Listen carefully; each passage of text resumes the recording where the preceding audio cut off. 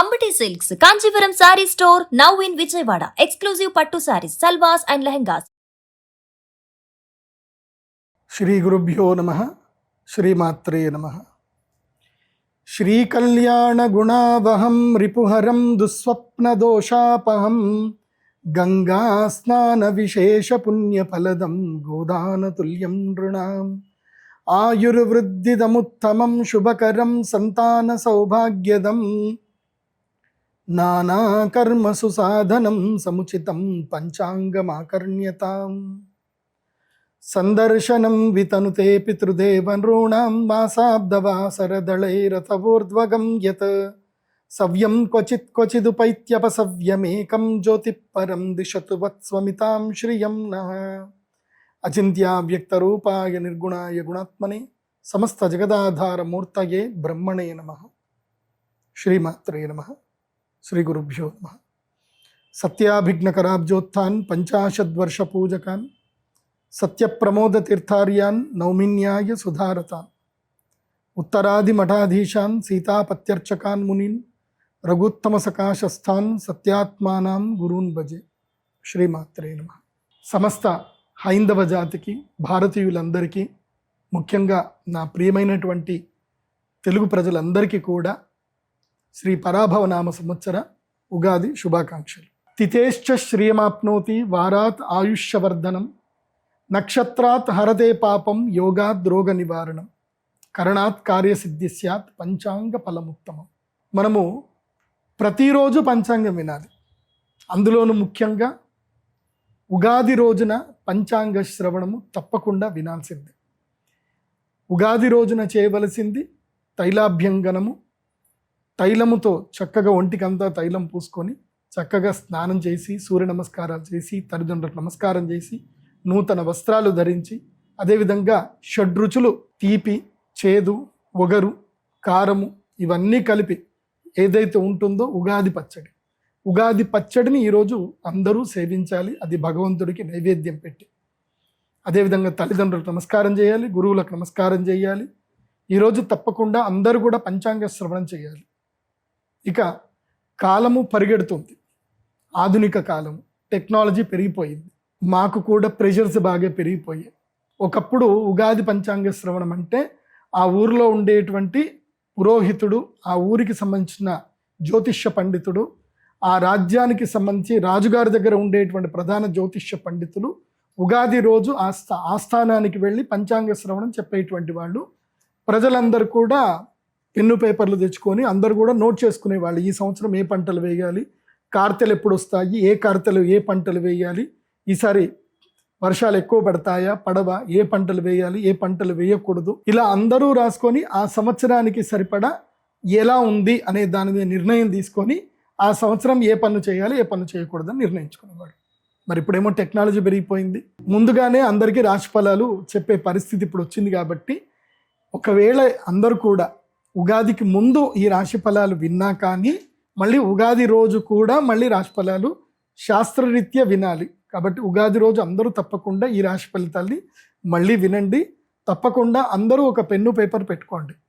నేను చెప్పేటువంటి విషయాలన్నీ కూడా నోట్ చేసుకోండి. క్యాలెండర్లో డేట్తో సహా చాలా విషయాలు చెప్తాను, అవన్నీ కూడా నోట్ చేసుకోండి. ఈ సంవత్సరం ఎలా ఉండబోతుందో అన్ని విషయాలు చెప్తాను, జాగ్రత్తగా అందరూ కూడా నోట్ చేసుకోండి. ఉగాది పంచాంగ శ్రవణం చెప్పే ముందు మొట్టమొదటిగా దీనికి ఉగాది అని పేరు ఎందుకు వచ్చింది అని చెప్పానంటే, మన తెలుగులో మనం అందరం కూడా ఉగాది అని అంటాము, కానీ వాస్తవంగా దీని పేరు యుగ ఆది. యుగమునకు ఆది అంటే యుగాలన్నీ మొదలయ్యేది ఈ రోజుతో మొదలవుతాయి. కాబట్టి మీనరాశిలో సూర్యగ్రహం ఉంటాడు. అదేవిధంగా అశ్విని నక్షత్రంలో చంద్రుడు ప్రారంభం చేయనప్పుడు అది చైత్రమాసం నుంచి ప్రారంభమవుతుంది.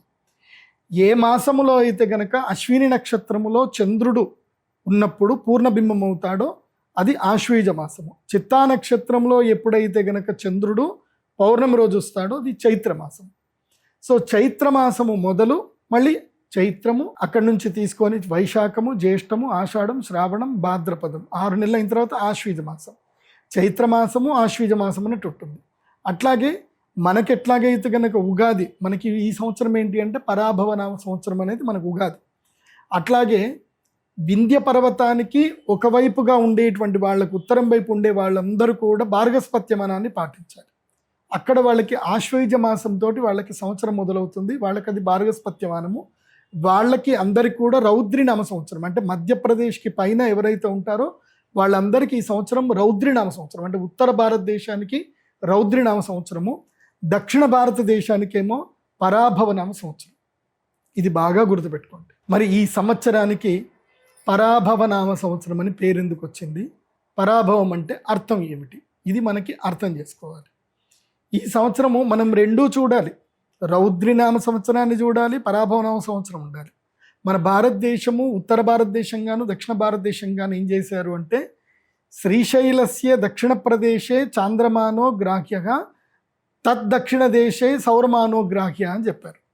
అంటే శ్రీకాళహస్తి జ్యోతిర్లింగం ఏదైతుందో, శ్రీకాళహస్తి పంచభూతలింగం ఏదైతే ఉందో అక్కడికి కూడా తీసుకోవాలి.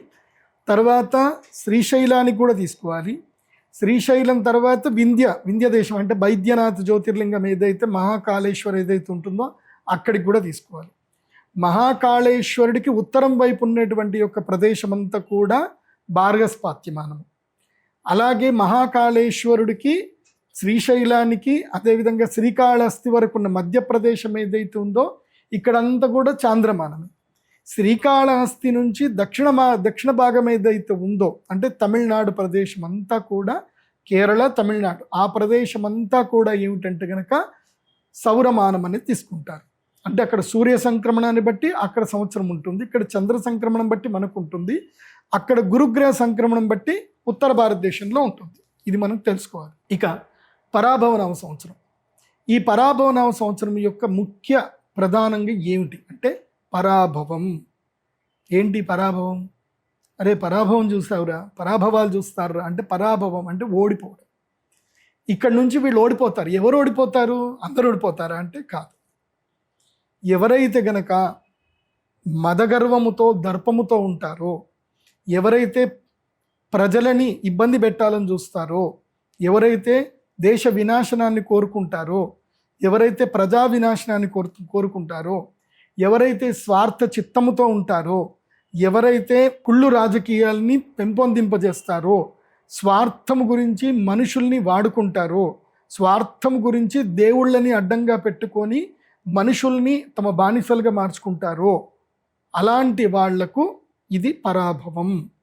చెడ్డవాళ్లకు పరాభవం, మంచి వాళ్ళకి విజయ్. అర్థమవుతుంది కదా? అందుకే ఈ సంవత్సరం రెండు రకాలుగా ఉంది, రౌద్రి, పరాభవం. అంటే ఎవరైతే కనుక మదగర్వంతో ఉంటారో చెడ్డవాళ్ళందరికీ పరాభవము ఈ సంవత్సరం తప్పకుండా జరుగుతుంది. కాబట్టి మంచి వాళ్ళందరూ సంతోషంగా ఉండండి, మీకేం కాదు. చెడ్డవాళ్ళందరూ కూడా ఇక మీకు శిక్ష పడే సమయం వచ్చింది, పరాభవం వచ్చే సమయం వచ్చింది అనేది గుర్తుపెట్టుకోండి. ఈ సంవత్సరము జడ్జిమెంట్ ఇయర్. ఎవరెవరైతే తప్పులు చేస్తారో, ఎవరెవరైతే ద్రోహాలు చేస్తారో, మోసాలు చేస్తారో, తప్పులు చేసి డబ్బులు విపరీతంగా సంపాదించి నేనే గొప్ప అని ఎవడైతే ఉంటాడో, ఎవరైతే ప్రజలని హింసిస్తాడో, ఎవరైతే స్త్రీలని, శిశువులని అందరిని హింసిస్తారో వాళ్ళందరూ కూడా దుఃఖపడేటువంటి సంవత్సరము పరాభవనామ సంవత్సరం. ఇక రౌద్రినామ సంవత్సరం యొక్క లక్షణం ఏంది అని అంటే, రౌద్రం అంటే ప్రజలు ఆక్రందనలు చేస్తారు, ఆక్రోశాలకు వెళతారు, కోపాలకు వెళతారు, గొడవలు జరుగుతాయి, మత కల్లోలాలు జరుగుతాయి. ఇవన్నీ కూడా ఎక్కడ జరుగుతాయి? మహాకాళేశ్వరుడికి ఉత్తరం వైపు గంతే జరుగుతుంది. అంటే బెంగాల్ కానీ, బీహార్ కానీ, అదేవిధంగా హర్యానా కానీ ఈ రాష్ట్రాలలో ఇక్కడ మత కల్లోలాలు ఎక్కువగా జరిగేటువంటి అవకాశం ఉంటుంది. ముఖ్యంగా మధ్యప్రదేశ్లోను, అదేవిధంగా ఉత్తరప్రదేశ్లోను కూడా మత ఛాందసవాదులు ఎక్కువ అవుతారు. వాళ్ళు చేసేటువంటి విచ్చలవిడితనాలకు సామాన్యులు కూడా బలయ్యే అవకాశం ఉంటుంది. ఈ సంవత్సరము కొన్ని రాష్ట్రాల్లో, ముఖ్యంగా వెస్ట్ బెంగాల్లో కానీ అక్కడ రాష్ట్రపతి పరిపాలన వచ్చేటువంటి అవకాశం ఉంటుంది. అదేవిధంగా ఈశాన్య రాష్ట్రాల్లో కూడా మళ్ళీ పూర్తిగా రాష్ట్రపతి పరిపాలన పెరిగేటువంటి అవకాశం ఉంటుంది. కశ్మీర్లోనూ మళ్ళీ రాష్ట్రపతి పరిపాలన కూడా వచ్చే అవకాశాలు ఈ సంవత్సరం మెరుగ్గా కనిపిస్తున్నాయి. అది కూడా సెప్టెంబర్ మాసంలో ఎక్కువగా ఉంటున్నాయి, భాద్రపద మాసంలో ఎక్కువగా కనబడే అవకాశాలు ఉన్నాయి. ఇక ఈ సంవత్సరము నవనాయకుల ఫలితాలు ఎలా ఉన్నాయి? ముందుగా పరాభవనామ సంవత్సరం, ఇప్పుడు కలియుగము గడిచి ఎన్ని సంవత్సరాలు జరిగిందనంటే 5127 సంవత్సరాలు అయ్యింది.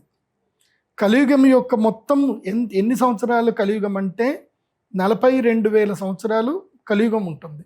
అందులోపల 5120 సంవత్సరాలు అయిపోయానంటే కలియుగంలో కేవలము 1.5% లోపలనే కలియుగం అయిపోయింది. ఇక అంటే సంధికాలం అయిపోయింది. వాస్తవమైన కలియుగం ప్రారంభమయ్యేది ఇప్పటి నుంచి ఎలా ఉంటుంది అని అంటే నీళ్ల కోసం కష్టాలు ప్రారంభమవుతాయి. జాగ్రత్తగా వినండి, నీళ్ల కోసం కష్టాలు ప్రారంభమవుతాయి. మీరు ఇప్పటి వరకు లీటర్ నీళ్లు 20 రూపాయలు పెట్టి కొనుక్కుంటున్నారుగా, ఇకపై 25 రూపాయలు అవుతుంది, తర్వాత 30 రూపాయలు అవుతుంది. రస పదార్థాలన్నీ కూడా, జల పదార్థాలన్నీ కూడా ధరలు పెరిగిపోతాయి. ఆయిల్ ధరలు పెరిగిపోతాయి, గ్యాసుల ధరలు పెరిగిపోతాయి.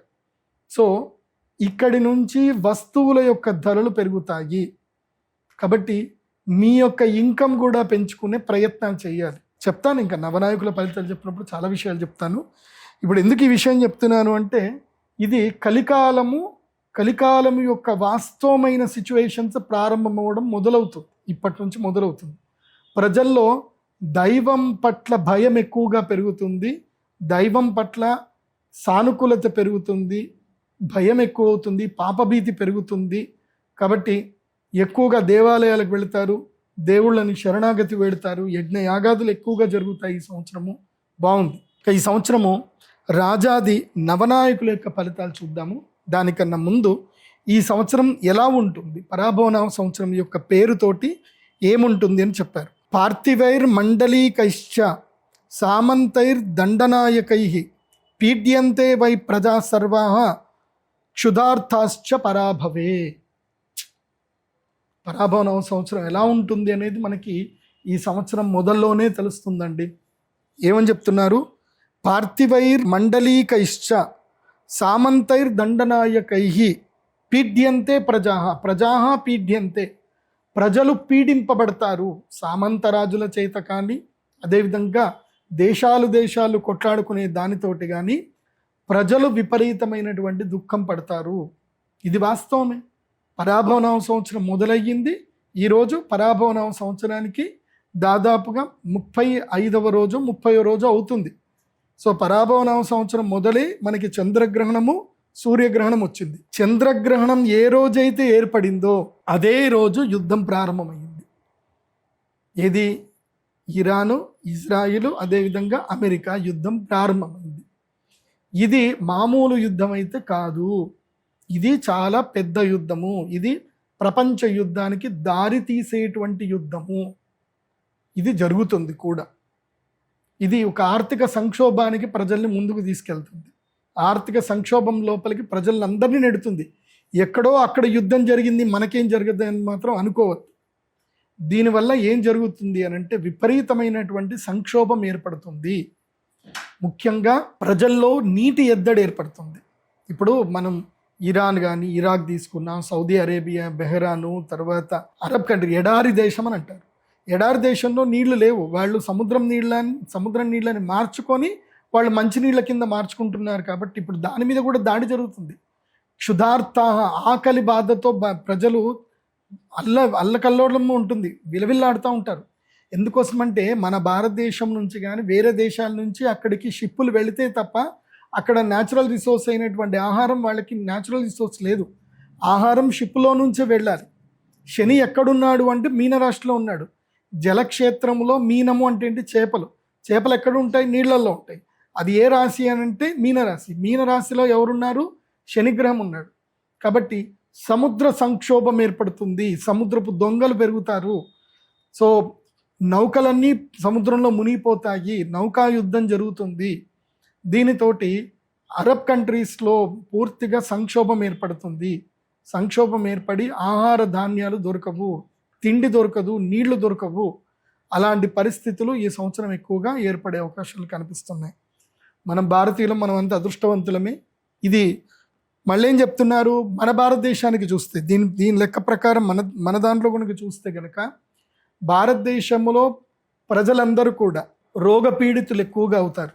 ముఖ్యంగా ఒక మహమ్మారి ఉంది, డయాబెటీస్ అనే ఒక మహమ్మారి ఉంది. అది 10 మందిలో 8 మందికి తగులుతుంది. సో దాని యొక్క మహమ్మారికి అందరూ కూడా లోనవుతూనే ఉంటారు. ఆహార పదార్థాలు విచారణ ప్రజల్లో మార్పు తీసుకురావాలి. అందుకే ఈ సంవత్సరము అపరధాన్యములైనటువంటి చామలు, కొర్రలు ఇవన్నీ కూడా బాగా పండుతాయి. నేను ఈ సంవత్సరం రైతులందరికీ కూడా చెప్పేది ఏమిటంటే, కొన్ని విషయాలు కూడా చెప్తాను, కానీ ఇప్పుడు ఈ సంవత్సరానికి సంబంధించిన శ్లోకం ద్వారా మీకు చెప్పేది ఏంటంటే, రైతులు ఈజీ మెథడ్లో పంటలు పండించడానికి చూడకండి. హైబ్రిడ్ విత్తనాల జోలికి వెళ్ళకండి. హైబ్రిడ్ విత్తనాలను దూరం పెట్టండి. ఎందుకోసమంటే అన్నం పెట్టేది మీరే అన్నం సరిగ్గా పెట్టకపోతే ప్రజలందరూ కూడా ఆరోగ్యం పాడు చేసుకుంటారు. ఆ ప్రజల్లో ఎవరు ఉండరు, మీ కుటుంబ సభ్యులు కూడా ఉంటారు. కాబట్టి రైతులందరూ కూడా దేశీ విత్తనాలు తీసుకోండి. నవారా, రత్నచోడి, అదేవిధంగా ఇంకా చాలా ఉన్నాయి, చిట్టి ముత్యాలు లాంటివి దేశవాళీ విత్తనాలు తీసుకొని పంటలు పండించండి. వాటిని వృద్ధి చేయండి అని చెప్తాను. హైబ్రిడ్ విత్తనాలు జోలికి వెళ్ళకండి, హైబ్రిడ్ వడ్ల జోలికి వెళ్ళకండి అని చెప్పి రైతులందరూ కూడా చెప్తున్నాను. ఎందుకోసం అంటే క్షుధార్తాహ, క్షుత్ అంటే ఆకలి బాధలు. ఈ సంవత్సరం ప్రజలకి ఆకలి బాధ ఎక్కువగా ఉంటుంది. ఆకలితో చాలామంది అలమటిస్తారు. ఇవాళ ప్రపంచం మొత్తం మీద అందరికీ ఆహారం పెడుతుంది ఎవరు అంటే భారతదేశం. ప్రపంచం మొత్తం మీద ఆకలి 30% ఆకలి తీరుస్తుంది భారతదేశం. మన భారతీయ రైతులు పండించేటువంటి ఏవైతే బియ్యం ఏదైతే ఉన్నాయో, ఆహార ధాన్యాలు ఏవైతే ఉన్నాయో అవి ప్రపంచ దేశంలో అందరు తింటున్నారు. కానీ ఈ సంవత్సరం ఏం జరుగుతుంది అని అంటే, ప్రకృతి విపత్తులు బాగా పెరుగుతాయి, ఆహార ధాన్యం లోపల నష్టం జరుగుతుంది, ప్రజలు ఎక్కువగా వ్యవసాయం చేయడానికి మక్కువ చూపించరు. ఇది ఈ సంవత్సరం చాలా దారుణాలు ఉన్నాయి. మక్కువ చూపించరు. ప్రజలు ఏం చేస్తారు అంటే ఈజీ మెథడ్లోకి వెళతారు. దానితోటి కలుషితమైన ఆహారము, హైబ్రిడ్ విత్తనాలు, హైబ్రిడ్ ఆహార పదార్థాలు ప్రజల్లోకి వెళతాయి. దాంట్లో ప్రజలందరూ కూడా ఆహారం సరిగ్గా దొరకదు, తిన్న ఆహారంతో కడుపు సరిగ్గా నిండదు, రోగాల బారిన పడతారు. అందుకే ఏం చెప్పారు, పీఠ్యంతే వై ప్రజాః, ప్రజలందరూ కూడా పీడింపబడతారు. క్షుధార్తాః, ఆకలి బాధలు ఉంటాయి, నీటి ఎద్దడి కొనసాగుతుంది, ప్రజల్లో నీళ్లు కలుషితమైపోతాయి, విషపూరితమైన నీళ్లు తాగి మూకుమ్మడిగా జనాలు చనిపోయే అవకాశం ఈ సంవత్సరం ఎక్కువగా ఉంటుంది. కాబట్టి నీటి పట్ల అప్రమత్తత పాటించండి. ఈ సంవత్సరము ప్రజలు కాపాడుకోవాల్సింది నీళ్లను కాపాడుకోవాలి, నీటిని జాగ్రత్తగా వాడుకోండి. బాగా గుర్తుపెట్టుకోండి. ఇంకొక ట్రిక్ చెప్తాను. ఈ మధ్య కొన్ని వాటర్ బాటిల్స్ వచ్చాయి, మీకు అమెజాన్ లాంటి వెబ్సైట్లో దొరుకుతాయి. ఆల్కలైన్ వాటర్ బాటిల్స్ అని దొరుకుతున్నాయి. అవి ఎంతనో 600 800కు దొరుకుతున్నాయి. ఆ వాటర్ బాటిల్లో నీళ్లు పోసుకొని దాన్ని ఒక 2 minutes చక్కగా షేక్ చేసి దాన్ని తాగితే అవి ఆల్కలైన్ వాటర్గా మారుతున్నాయి. సో వాటర్ చాలా important. High pH level water తాగకుండా చక్కగా ఆల్కలైన్ వాటర్, ఫిల్టరైజ్ వాటర్ తాగండి. ముఖ్యంగా సిటీలలో ఉండేటువంటి వాళ్ళు బోర్ల మీద డిపెండ్ అవ్వకుండా వర్షపు నీటిని సేవ్ చేసుకోండి. ఆహార భద్రత పట్ల ప్రజల్లో చైతన్యం తీసుకురావాలి ప్రభుత్వాలు. ఈ సంవత్సరం ఫుడ్ కార్పొరేషన్ ఆఫ్ ఇండియా చాలా గట్టిగా పనిచేయాలి. ఈ సంవత్సరం విరివిగా ఆహార పదార్థాలు దొరకవు, ఆహార సంక్షోభం ఏర్పడుతుంది, కూరగాయల సంక్షోభం ఏర్పడుతుంది. కాబట్టి దీని పట్ల కొంతమంది రైతులకు లాభం కలగొచ్చు, కానీ చాలామంది ప్రజలు మాత్రం కూరగాయలు, సరైన ఆహార పదార్థాలు దొరకక కలుషితమైన ఆహార పదార్థాలు తింటూ ప్రజలు ఇబ్బందులు పడే అవకాశం ఈ సంవత్సరం కనిపిస్తుంది. ఇదే పరాభవనామ సంవత్సరం యొక్క పేరు యొక్క ఆ శ్లోకానికి సంబంధించిన ప్రధానమైనటువంటి అర్థం. అట్లాగే రౌద్రినామ సంవత్సరం వచ్చింది. దాని యొక్క అర్థం ఏమిటి అని తెలుసుకుంటే, అన్యోన్య నృప సంక్షోభ చోరవ్యాఘ్రాదితో భయం మధ్యవృష్టిర్ అనర్ఘత్వం రౌద్రాబ్దే మధ్యమం ఫలం. అన్యోన్య నృప సంక్షోభ, అన్యోన్య అంటే రాష్ట్రాలకు పడదు, దేశాలకు పడదు, ఇంటి పక్కోడికి పడదు, ఈ గల్లివాడికి ఆ గల్లివాడికి పడదు, ఈ సందులో ఉన్న వాళ్ళకి ఆ సందు వాళ్ళకి పడదు, ఈ ఊరు వాళ్ళకి ఆ ఊరు వాళ్ళకి పడదు. నీళ్ల వల్ల గొడవలు అవుతాయి, ఆహారం వల్ల గొడవలు అవుతాయి, మనుషుల వల్ల గొడవలు అవుతాయి. అన్యోన్య నృప సంక్షోభ, ఒకళ్ళనొకళ్ళు తిట్టుకుంటారు, ఒకళ్ళని చూసి ఒకళ్ళు ఓర్వరు, ఇవి జరుగుతాయి. చోరవ్యాఘ్రాదితో భయం, ఈ సంవత్సరం దొంగలు బాగా పెరిగిపోతారు. ఈజీ మనీకి అలవాటు పడి జనాలు చాలామంది మోసపోతారు. మోసపోయే అవకాశం ఉంటుంది. ఒక్కటి బాగా గుర్తుపెట్టుకోండి జీవితం లోపల, ఎవరైనా మీకు ఏ యూట్యూబ్ ఛానల్లో అయినా, ఎక్కడైనా, ఏ సోషల్ మీడియాలో అయినా మీకు ఇది ఫ్రీ అని చెప్పారే అనుకోండి, వాళ్ళని బ్లాక్ చేయండి. ఎవడైతే ఫ్రీ అన్నాడో వాడిని బ్లాక్ చేసేయండి. ఫ్రీ ఏదీ లేదు ప్రపంచంలో. ఫ్రీ అంటే అర్థం ఏంటంటే ఎరేసారు అని అర్థం. చేపకి ఎర ఎట్లా వేస్తారు? ఫ్రీగా వేస్తారు. ఫ్రీగా దొరుకుతుంది అని చేప వస్తుంది, ఎరకు పడుతుంది. కాబట్టి ఫ్రీ అన్న వర్డ్ ఎక్కడైతే మీరు వింటారో అక్కడ మీరు ఎరకి గురి కాబోతున్న చేపలు అని అర్థం చేసుకోండి. సో ఫ్రీ అన్న వర్డ్కి దూరంగా ఉండండి. ఎందుకోసమంటే ఈ సంవత్సరము చోర అంటే దొంగల భయం ఎక్కువగా ఉంటుంది, బాగా గుర్తుపెట్టుకోండి. అది కాకుండా ఎవడైనా సరే మీరు ₹1,00,000 ఇవ్వండి, మీకు నెలకి ₹5 వడ్డీ ఇస్తాము, ₹10 వడ్డీ ఇస్తాము అని అంటే మాత్రం నమ్మకండి. ప్రామిసరీ నోట్లు, చెక్కులు ఎందుకు పని చెయ్యవు. మీరు కోర్టు చుట్టూ తిరగడం తప్ప ఎవ్వరికి ప్రయోజనం ఉండదు. కొంతమంది ప్రయోజనం ఉంటుంది, అడ్వకేట్లకు ప్రయోజనం ఉంటుంది, కోర్టులో ఉండేటువంటి టీ కొట్టు వాడి ప్రయోజనం ఉంటుంది, టిఫిన్ సెంటర్ వాళ్ళకి ప్రయోజనం ఉంటుంది, మిమ్మల్ని అటు ఇటు తిప్పేటువంటి డ్రైవర్ల ప్రయోజనం ఉంటుంది తప్ప మీకు ₹1 కూడా రాదు. కాబట్టి ఈ ₹2 వడ్డీ మీకు బ్యాంకు వడ్డీ కన్నా ఎవరైనా ఎక్కువ వడ్డీ ఇస్తున్నారు అని చెప్పినా, ప్రామిసరీ నోట్ల మీద మీరు డబ్బులు వడ్డీలకు ఇచ్చినా మీరు మోసపోతారు. కాబట్టి ఈ సంవత్సరము దొంగల భయం ఎక్కువగా ఉంటుంది, మోసగాళ్ల భయం ఎక్కువగా ఉంటుంది. అట్లాగే మార్కెట్లో కొత్త రకమైన మోసాలు దిగుతారు. ఏమిటంటే మా దగ్గర యాంటీ మ్యాటర్ ఉందని, మా దగ్గర సరికొత్తమైనటువంటి పదార్థం ఉందని, ఇది రేర్ ఎర్త్ మెటీరియల్ అని, ఇరీడియం అని, తర్వాత యురేనియం అని చెప్పి ఇవన్నీ కూడా చెప్పుకుంటూ ఇవన్నీ మా దగ్గర ఉన్నాయి, సీక్రెట్గా ఉన్నాయి, ఇవి అమ్ముతే కొన్ని కోట్ల రూపాయలు వస్తాయి, మాకు మీరు కొంచెం పెట్టుబడి సాయం చేయండి, అమ్మడానికి పెట్టుబడి సాయం చేయండి అని చాలామంది మోసగాళ్ళు మీ దగ్గరికి వస్తారు. అవి అన్నీ అబద్ధాలు. ఈ ప్రపంచంలో రేర్ ఎర్త్ మెటీరియల్స్ ఏవి లేవు. అవి ఉన్నా కానీ దాని మీద ఆల్రెడీ భారతీయ నిఘా వ్యవస్థ చాలా ఎక్కువగా ఉంటుంది. కాబట్టి వాటి పట్ల ఏవి వెళ్ళకండి. ఈ రైస్ పుల్లింగు వాటి మోసాల జోలికి వెళ్ళకండి. ఈ సంవత్సరము దొంగలు కొత్త మేకప్ వేసుకొని వస్తారు, సరికొత్త మేకప్ వేసుకొని దొంగలు వస్తారు. కాబట్టి ఈ సైబర్ మోసాలు కానీ, మిమ్మల్ని డిజిటల్ అరెస్ట్ చేసామని చెప్పి మీరు ఓటీపీలు చెప్పండి అను వెరైటీ వస్తారు.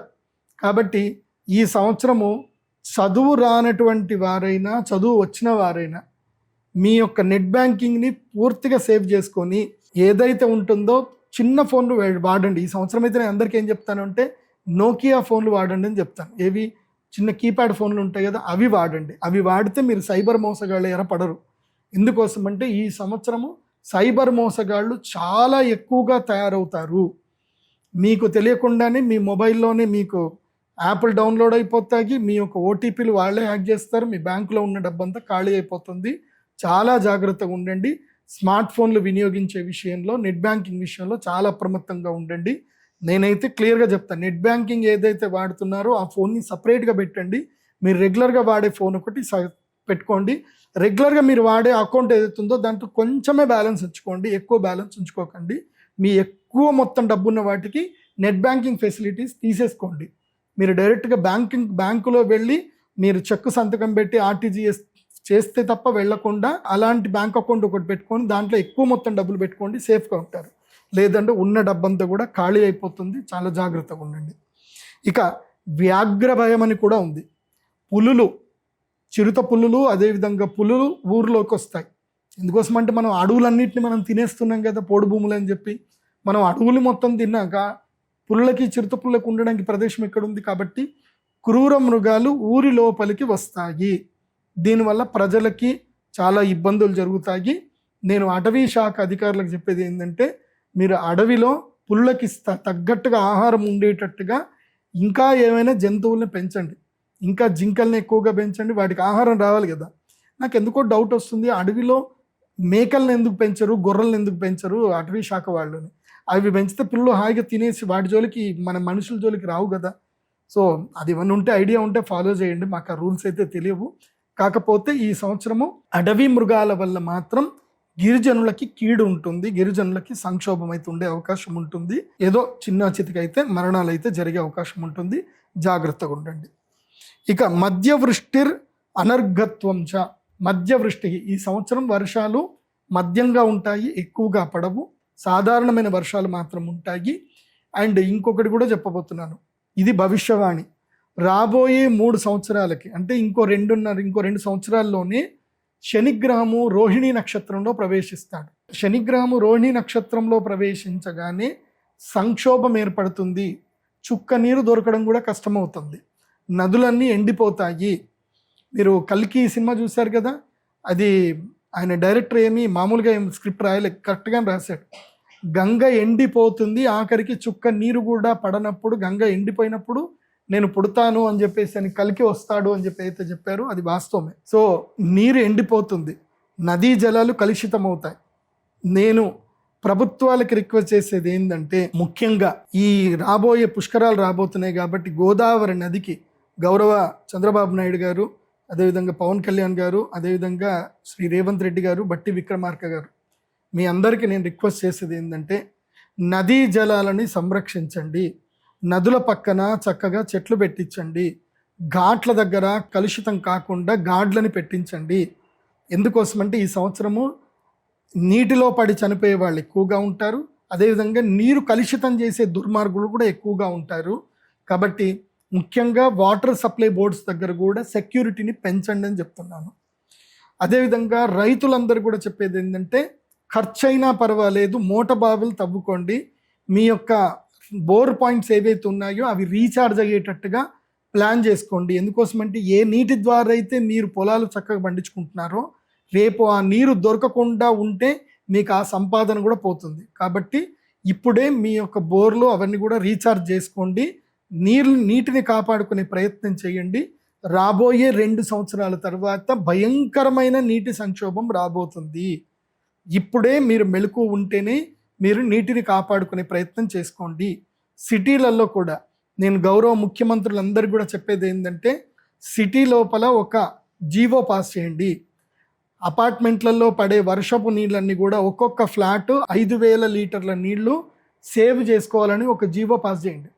ప్రతి ఒక్క ఫ్లాట్ ఓనరు 5,000 వర్షపు నీళ్ళని స్టోర్ చేసేది జీవం మీరు పాస్ చేసుకోండి. మీరు 20 ఫ్లాట్లు ఉన్నాయనుకోండి, 5,000 × 20 లీటర్లు సేవ్ చేసుకోవాలి. కింద వాటర్ ట్యాంకులు పెట్టుకోండి, మళ్ళీ పైకి తెచ్చుకుంటారా ఏదైనా చేయండి. మీ అపార్ట్మెంట్కి ఒక ఫ్లాట్కి 5,000 లీటర్లు వర్షం నీళ్ళు సేవ్ చేసుకోవాలని చెప్పి మీరు జీవో పాస్ చేయండి. ప్రజలు మారుతారు. కావాలంటే వాళ్ళకి సబ్సిడీలు ఇవ్వండి, వాటర్ ట్యాంకులు ఇప్పే విషయంలో సబ్సిడీలు ఇవ్వండి. ఎందుకోసమంటే రాబోయే 2 సంవత్సరాల తర్వాత భయంకరమైన జల సంక్షోభం రాబోతుంది. దానికి ఈ పరాభవన సంవత్సరమే సూచనగా ప్రారంభమవుతుంది. ఈ సంవత్సరం రాజాది నవనాయకుల ఫలితాన్ని చెప్తాను, వినండి. ఈ సంవత్సరము నవనాయకుల్లో 7 శుభులవుతున్నారు, 2 పాపులు అవుతున్నారు. కాబట్టి పరిణామాలు బాగా జరుగుతాయి, శుభాలు ఉన్నాయి కాబట్టి పరిణామాలు జరుగుతాయి. కానీ ఒకటి మనం అర్థం చేసుకోవాలి, ఈ కలికాలంలో మనం ఒక్కసారి గుండె మీద చేసుకొని చూద్దాము. మనం చూస్తున్న వాళ్ళల్లో మంచి వాళ్ళు ఎంతమంది, చెడ్డవాళ్ళు ఎంతమంది, నిజాయితీగా ఉన్నది ఉన్నట్టుగా మనసులో ఉన్నది ఉన్నట్టుగా ప్రవర్తించే వాళ్ళు ఎంతమంది, లోపల కల్మషం పెట్టుకుంటూ ఉన్నవాళ్ళు ఎంతమంది చూస్తే మనకు తెలిసిపోతుంది. సో 7 శుభులు ఉన్నారు అంటే అర్థం ఏమిటంటే పరిణామం చెందబోతుంది, మార్పులు చెందబోతున్నాయి. కాబట్టి దుర్మార్గుల కష్టాలు వస్తాయి. కాబట్టి పాలకులే దుర్మార్గులు అవుతే ఏం చేస్తాం? సో వాళ్ళ కష్టాలు వస్తే ఏమవుతుంది? కష్టాలను ఎదుర్చుకుని మళ్ళీ కష్టాలు వస్తాయి. కాబట్టి కొంచెం జాగ్రత్తగా ఉండండి. ఈ లాజిక్ మీకు అర్థమైంది అనుకుంటాను. ఈ సంవత్సరం గురుడు రాజు అవుతున్నాడు కాబట్టి గురుగ్రహం రాజు అవుతే న్యాయవర్తిత్వం జరుగుతుంది, న్యాయస్థానాలు చాలా గట్టిగా పనిచేస్తాయి, అన్యాయం జరిగిన వంటి వాళ్ళకి న్యాయం తప్పకుండా లభిస్తుంది. ఈ సంవత్సరము గురుగ్రహం ఉండడం వలన ప్రజలందరూ ఆనందంగా ఉంటారు, వర్షాలు బాగా పడతాయి, ఆహారం బాగా దొరుకుతుంది. కాకపోతే విషయం ఏంటంటే మంత్రి ఎవరయ్యారు అంటే కనుక కుజగ్రహం మంత్రి అయ్యాడు, భౌమహ మంత్రి, దేశానికి ఉద్యోగాధిపతి కుజుడే అయ్యాడు. కాబట్టి కుజుడు ఉద్యోగాధిపతి అయ్యాడు, అశ్వాధిపుడు అయ్యాడు. కాబట్టి ఏమవుతుందంటే యుద్ధ భయం ఉంటుంది, దేశానికి యుద్ధ భయం ఉంటుంది. అదేవిధంగా రక్షణ శాఖకి బలమైన పగ్గాలు వస్తాయి, రక్షణ శాఖ చాలా గట్టిగా పనిచేస్తుంది. ఈ దేశంలో భారతదేశంలో అయితే కొన్ని రాష్ట్రాల్లో ముఖ్యంగా వెస్ట్ బెంగాల్లో మాత్రం ఎట్టి పరిస్థితుల్లో రాష్ట్రపతి పరిపాలన వస్తుంది. కాశ్మీర్లో కూడా రాష్ట్రపతి పరిపాలన ఏర్పడే అవకాశం ఈ సంవత్సరం ఉంటుంది. ఇక అర్ఘాధిప అంటే చక్కగా వర్షాలు, అర్ఘము అంటే ఏంటి? మేఘాలు. మేఘాలకు అధిపతి ఎవరు అంటే ఇందుహు. చంద్రుడు వచ్చాడు కాబట్టి ఏం జరుగుతుందంటే వర్షాలు మంచిగానే పడతాయి, పడితే కుంభవృష్టి పడుతుంది. ఈసారి కూడా క్లౌడ్ బస్ట్లు ఉంటాయి, బాగానే ఉంటుంది. సస్యాధిప, దేవాదయ అధిప. సస్యాధిప అంటే చక్కగా సస్యములు పెంచే విషయంలో కానీ, దేవాదయ అంటే దేవతలకు సంబంధించిన అధిపతి కానీ, దేవాలయాలకు అధిపతి కానీ ఈ సంవత్సరం గురువు అయ్యాడు కాబట్టి ఈ సంవత్సరం ప్రజలు ఎక్కువగా భక్తి విశ్వాసాల పట్ల అప్రమత్తత చూపిస్తారు, ఎక్కువగా దేవాలయాలు ఎక్కువగా వెళతారు ప్రజలు. హుండీలలో మాత్రం డబ్బులు వేయకండి ప్రజలు. ఎందుకోసమంటే ఎండోమెంట్ పరిధిలో ఉన్న దేవాలయాల్లో డబ్బులు వేయకండి, హుండీలో డబ్బులు వేయకండి. యజ్ఞ యాగాదులు కర్మలు చేయండి. ఎవరైతే గురువులు, ఎవరైతే స్వాములు, శృంగేరి పీఠము, కంచి పీఠము, అదేవిధంగా ద్వారకా పీఠము, ఉత్తరాది పీఠము, ఉడిపి పీఠాధిపతులు, ఇలాంటి మఠాలకు వెళ్ళండి. అక్కడ పీఠాధిపతులకు మీరు గుళ్ళో వేయాలనుకున్నదంతా కూడా అక్కడ ఇవ్వండి. ఎందుకోసమంటే ధర్మాన్ని కాపాడుతుంది పీఠాధిపతులు. వాళ్ళు చెప్పడం వల్ల, మాలాంటి శిష్యులను వాళ్ళు తయారు చేయడం వల్ల, మేము మీ అందరికీ చెప్పడం వల్ల దేవాలయాలు అందరికీ వెళుతున్నారు. కాబట్టి ఆ దేవాలయాల్లో మీరు వేశారనుకోండి, ఆ మీరు హుండీలో వేసిన డబ్బులు నిరర్థకంగా పోతున్నాయి. కాబట్టి హుండీలో డబ్బులు వేయకండి. మఠాలల్లో పీఠాధిపతుల దగ్గరికి వెళ్ళి అక్కడ డబ్బులు వేయండి. ఎందుకోసమంటే ఈ సంవత్సరం యజ్ఞయాగాది కర్మలు పెరుగుతాయి, ధర్మం వృద్ధి జరుగుతుంది, గోసంపద వృద్ధి జరుగుతుంది. ఎవరైతే గోవులను కాపాడుతున్నారో, ధర్మాన్ని కాపాడుతున్నారో వాళ్ళతోటి మీరు అందరూ ఉండండి. ఇక సేనాధిపతి ఎవరు అవుతున్నారు అంటే ఇందుహు. ఈ సంవత్సరము చంద్రుడే అవుతున్నాడు, సేనాధిపతి కూడా చంద్రుడే అవుతున్నాడు. కాబట్టి ఈ సంవత్సరము బియ్యం ధరలు బాగా పెరుగుతాయి, దేశవాళీ బియ్యానికి ధరలు బాగా పెరుగుతాయి, బాగుంటుంది. సైన్యం కూడా గట్టిగానే పనిచేస్తారు. ఇక పరీక్షకుడు, గ్రామ నాయకుడు గురువు అవుతున్నారు. ఇది చాలా అద్భుతము. ఈ సంవత్సరం పరీక్షించేటువంటి వాడు అంటే ఎన్ఫోర్స్మెంట్ డైరెక్టర్ ఎవరైతే ఉంటారో ఆయన గురువు ఈ సంవత్సరం. సో అందరినీ ఎగ్జామినేషన్ చేస్తాడు. ఈ సంవత్సరము గ్రామ సర్పంచులు కానీ, గ్రామాధికారులు కానీ, గ్రామ వికాసం ఏర్పడుతుంది. గ్రామంలో ఉన్న ప్రజలందరూ కూడా ఐకమత్యంగా ఉంటారు, ఉండి తమ గ్రామం లోపల సహకార సంఘాలు పెట్టుకొని ప్రజలు డెవలప్ అవుతారు. ఈ సంవత్సరం నుంచి గ్రామాల్లో అవేర్నెస్ ఎక్కువగా పెరుగుతుంది, బాగుంటుంది ఈ సంవత్సరం. తర్వాత రసాధిపుడు, తర్వాత వస్త్రాధిపుడు శని అయ్యాడు. కాబట్టి నల్లని భూములు, నల్లటి పంటలు కానీ, నల్ల నువ్వులు కానీ, మినుములు కానీ, నల్లటి ఆహార పదార్థాలన్నిటికీ మంచి ధరలు వస్తాయి. ఈ సంవత్సరం వస్త్రాలకు ధర విపరీతంగా పెరుగుతుంది. తర్వాత గ్రామపాలకుడు, రత్నాధిపుడు ఇందు అవుతున్నాడు. ఇందుహు అంటే సూర్యుడు, గ్రామాధిపుడు సూర్యుడు అవుతున్నాడు. కాబట్టి ఇది కూడా చాలా మంచిదే. ప్రజలు బాగుంటారు, వాళ్ళందరూ కూడా కలిసికట్టుగా వాళ్ళ పనులు వాళ్ళు చేసుకుంటారు. ఈ సంవత్సరం మహిళా రాతులు ఎక్కువగా పెరుగుతారు, డ్వాక్రా సంఘాలు ఎక్కువగా పెరుగుతుంది. మహిళలందరూ కూడా కలిసి సొంతగా ఏవైతే కనుక పరిశ్రమలు పెట్టడం అనేది ఈ సంవత్సరం చాలా ఎక్కువగా ఉంటుంది. దానికి తెలుగు రాష్ట్రాల ప్రభుత్వాలు కూడా వాళ్ళకి సహకరిస్తే, బ్యాంకులు సహకరిస్తే ఇంకా మంచిది. తర్వాత ఈ సంవత్సరం వృక్షాలకు అధిపతి కూడా బుధుడు అవుతున్నాడు. కాబట్టి తుఫాన్లు ఎక్కువగా వచ్చేటువంటి అవకాశం ఉంటుంది. ముఖ్యంగా శ్రీకాకుళము, తూర్పుగోదావరి జిల్లా, విశాఖపట్నం, విజయనగరము ఈ ప్రాంతం లోపల తుఫాను ప్రభావాలు ఎక్కువగా పడేటువంటి అవకాశం ఉంటుంది. కాబట్టి ఈ సంవత్సరం తొందరగానే పంటలు వేసుకొని ఆశ్వేజ మాసం అంటే కార్తీక మాసం లోపలనే పంటలు కోసుకునే ప్రయత్నం చేయండి. తర్వాత పంటలన్నీ మునిగిపోయే అవకాశం ఉంటుంది. కాబట్టి జాగ్రత్తగా ఉండండి. అది నేను కోస్తా జిల్లాలకైతే ఇది చెప్పడం జరుగుతుంది. ఇక నీరసాధిప, ఈ సంవత్సరం కుంకుమ పువ్వు, కర్పూరం. నీరసాధిప ఎవరవుతున్నాడంటే గురుడు అవుతున్నాడు. కాబట్టి కుంకుమ పువ్వు ఈ మధ్య చాలామంది ఇళ్లలోనే ఏసీలు పెట్టేసి కుంకుమ పువ్వు పెంచుతున్నారు. సుమన్ టీవీలో కూడా వీడియో చూశాను, బాగుంది. మీరు కూడా పని చేసుకోండి. కుంకుమ పువ్వు, అదేవిధంగా పుట్టగొడుగులు, ఇవి మీరు ఇళ్లలో పెంచుకోండి. ఈ సంవత్సరం చాలా డిమాండ్ ఉంది. అదేదో కొన్ని రకమైన పుట్టగొడుగులు అట కిలోకి 5 లక్షలట.